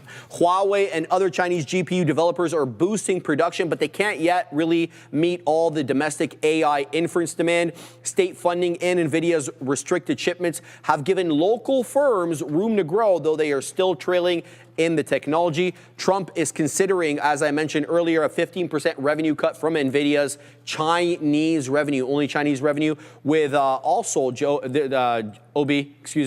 he's interestingly pitching now, not Jensen, not the CEO of the company, but Donald. He wants Jensen to possibly sell a scaled-down version of Blackwell, the B200, their most advanced AI chip, to China to keep them addicted, so to speak. I think the ban makes sense, where they're just like, okay, well, when it comes to sensitive things, we don't want those chips to be entering those buildings, and that's similar to what the states did. Of course. Right? No China chips in government buildings, and you saw how they got with the phones and technologies. So it's the same thing. Absolutely. So is it bullish or bearish? I don't know. I just think it's standard operating procedure. Feels like it. It can it might shake and bake the stock. Nvidia's not really moving on that right now. 180 has some size on it, some decent look there on Nvidia as it tries to push back above VWAP. But no, I think we're going to be perfectly fine. It's just the same back and forth that we've been seeing, right? Oh, we're going to ban the chips. Said. Oh, now we're going to reintroduce the chips. Oh, now China says maybe don't do this. The dips keep getting bought. They do, bro. The dips keep getting bought. They do. There's panic selling. There's a lot of fugazi that happens that is probably meant to create some discounts. I don't know, whatever. never know. Tinfoil hat, Absolutely. tinfoil suit. Absolutely. Trust me, I walk around with a tinfoil suit. So I know you guys can't really see it. It's not as shiny, but trust me when I tell you, there's a lot of things that I don't trust. What's happening? And especially reported, things that are reported, things that are reported fundamentally. Like a lot of stuff, I just don't trust it. Like, where is the real information? The real information is just on the charts. Every kind of panic continues to get bought up. Money supply keeps going up. It's going to cost more dollars to buy the same things, regardless of how things pan out. So it's like, once you understand that, you just have to position yourself in the right places, right? This news is like, I'm sure China's going to come out with some chips. I'm sure that the AI war, or whatever you want to call it, is going to unfold in interesting ways. But regardless, the top chip makers are probably going to continue doing the things that they're doing really well. They're not going to stop. They're not going to stop. They don't see a reason to stop. And sure, China might not catch, they might not grab all the chips, but that race, that battle is always going to be there. For a little bit, they might have better chips, then we might have better chips, then they might have better chips. It's just an ongoing give and take. And as long as that's there, I think it's still healthy. Because there has to be that give and take, I think. So yeah, I think some of this news can be deterring to some people, but I think long-term investors are still sitting very pretty. I agree with that. Adara, I want to ask you a question here. Do you think maybe some of the resistance by the Chinese government to allow some of these chips in, do you think it's really a national security concern on their part that some of these chips may be bugged, the Americans may be wise to some of their moves, or is it a way for them to force their own chip makers to catch the hell up? Honestly, it's hard to tell. I feel like it's odd that they're not allowing them in, because in that case, I don't know, I'm conflicted, right? Because I think they are catching up either way. But it's also, they're slowing themselves down in the meantime. Like, why would they not just allow, because they know these chips are not as strong as the other chips. No. Right? So just let them have these H20s, these not as good chips. Give them the chips. And sorry, Neil, I'm just going to finish my sentence first. I'm so sorry. And then give them the chips. And then at the same time, you can work on improving your chips to make them better than the H20. Like, you can have your own Blackwell level chip in China. Exactly. But in the meantime, you use the resources you're having. I have a lot more thoughts on the whole US-China thing, but. Get it, Neil? Yes.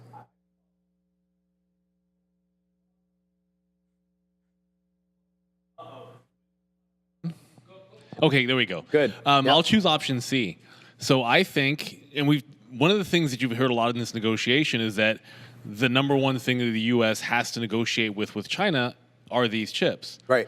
So to me, by calling it a national security risk and encouraging them not to use it, that's just a negotiation tactic. I don't think it's anything past that.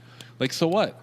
Like, obviously, you think it means something. It's like when the U.S. is like, well, we don't want Chinese chips in our defense. Like, okay, so no country wants that security risk. You don't think that they don't vet these things already and have controls around this and have protections around it? This is, to me, it's just pure negotiation right there in the public, the same way that President Trump does it. They're doing exactly the same thing. And ultimately, I agree.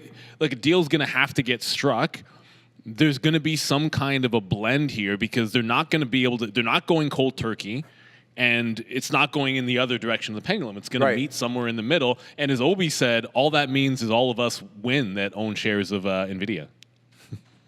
Absolutely. And Neil, and to build on your point, I just want to, and Adara as well, and to Ob, obviously, the story that I reported on yesterday, DeepSeek was trying to use the Huawei Ascend chip, and they had to scale back because I don't want to call it bad, but it didn't work for their purposes. So they're not there yet. We know they're not there, right? So, I mean, it's political posturing. If the Chinese want to catch up, there's only one alternative, and it's an Nvidia or AMD GPU, and they don't have the scale right now. So I got to agree with that entirely. Adara, did you want to add anything on top of that comment? Yeah, quickly, I just want to say one more thing. So I think with the U.S. and China, it's a situation where, as I kind of alluded to earlier with the golden shares, as much as they hate each other, they're very similar to one another. It's almost like a rom-com type thing, right? Where they're scrapping because they are so similar. So I think, you know what? I don't think there's an easy solution. I think that they should find one because in the meantime, both the U.S. and China, I think, are getting hurt. Thank you for that, Adara. All right, let's go on Should we talk about China data? No, not really. I don't think it's really the best one. Let's go on to New Holdings over here. So they had an interesting report. Where are they at right now? Let's go NU to find out what the situation is in their world. New Holdings, that was another one. I think that the Buffett man, was it Buffett man that added, or is it somebody else who put this on their 13F? Not sure. Daryl will give us that information once we get to it. Anyway, customer base for New Holdings. They reported earnings, obviously, Q2 2025 earnings. Their customer base surged to 123 million with 4.1 million new additions and activity rates right now that exceed 83%. Apparently, that's good for them. New now serves about 13%. Do you know this, Assassino?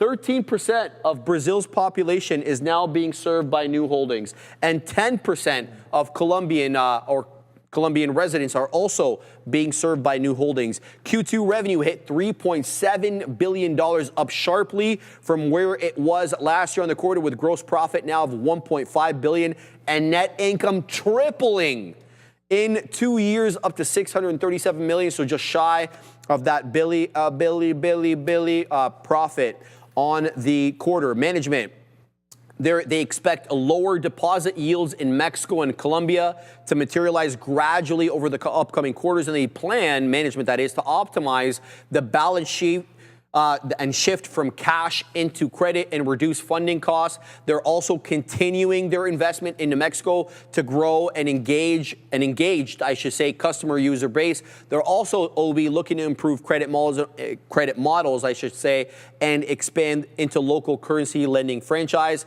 And here's how the actual quarter came in.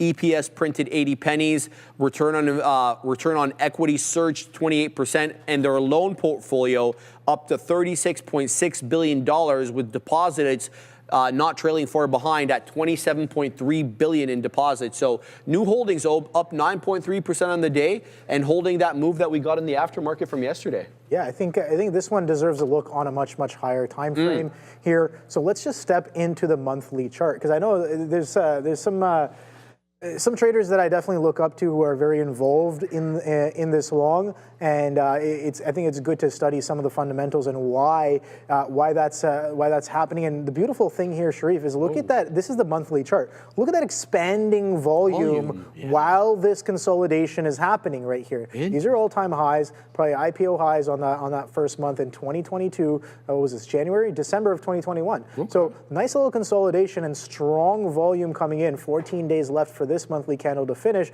but you can see that if we're going to continue doing more of the same, a lot more volume to come in on this monthly candle to kind of, I guess, do what we've been kind of doing. But yeah, I think the fundamentals are very strong with this one. I think they do really well. And it's good to take a look at companies who are not fully, just in the States. They're divested around the globe. There's definitely a lot of money to be made in global markets. So I think New Holdings is definitely one of those candidates. All right, we'll let you go, Ob, because you got to weasel onto the other show. Oh boy, it's 2 o'clock. Yeah, it's 2 o'clock on the dot.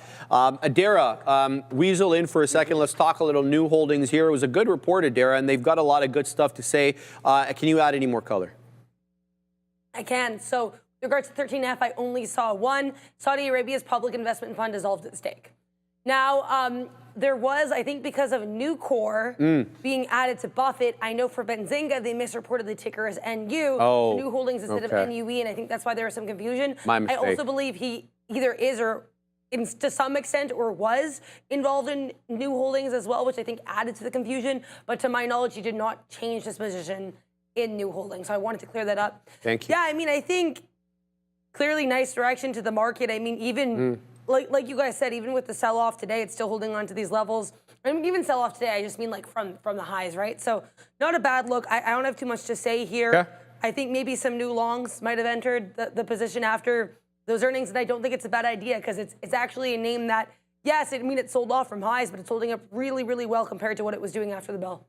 Thank you, Adara. All right, I'm going to go on with one more story here, Neil. Give you an opportunity to set up Joby Aviation. I don't know. I think it sold off aggressively after that news item, but let's have a look at where that Joby is. Oh, it's dropping bigly.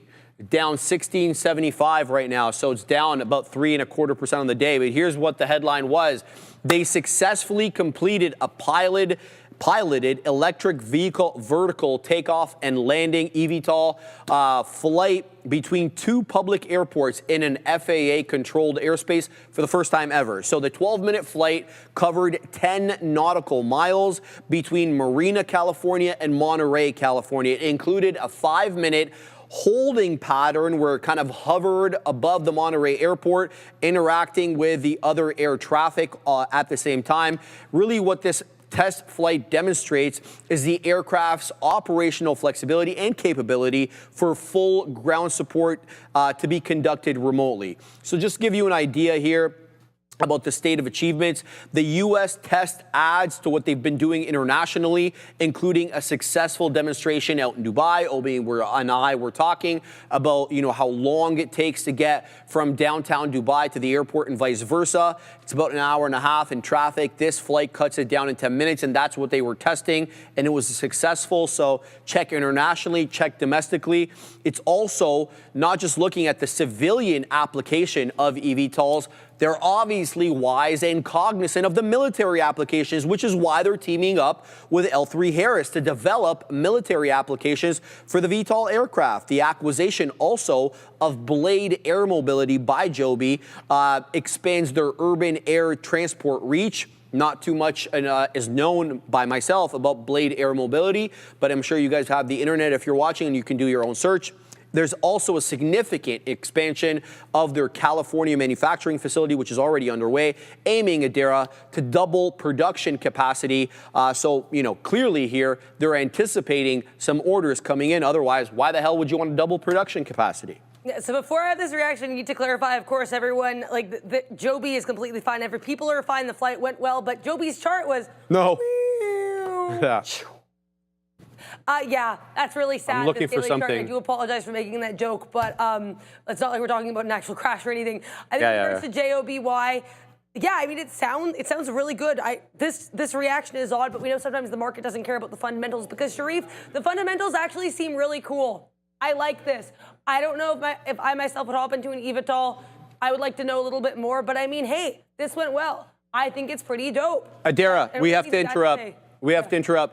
Google, just something happened with Google. Come to my chart. So 205.75, they dropped all the way down to 201.28. It's now recovering. I'm not seeing anything on my news blotter. I'm going to send you to the boys. They're getting ready. They're locked and they're loaded. Google's still up 1.13%. I'm sure Adara will have her eyes on that as well. Go ahead, Adara. No Google yet, but I actually do have, I think, what the story might be here as well in solar. So Bloomberg reported that the Treasury is tightening its clean energy tax credit construction rules. If I see anything in Google, I will tell you guys. I know we already kind of talked about that, but just because I saw that report coming through from Bloomberg, I wanted to address it. Thank you, Adara. Thank you, Adara, for that. All right, guys, it's been great. Fantastic day to spend with you guys. It's Friday, so obviously I hope everybody has a fantastic weekend. I'll see you guys momentarily at the green screen.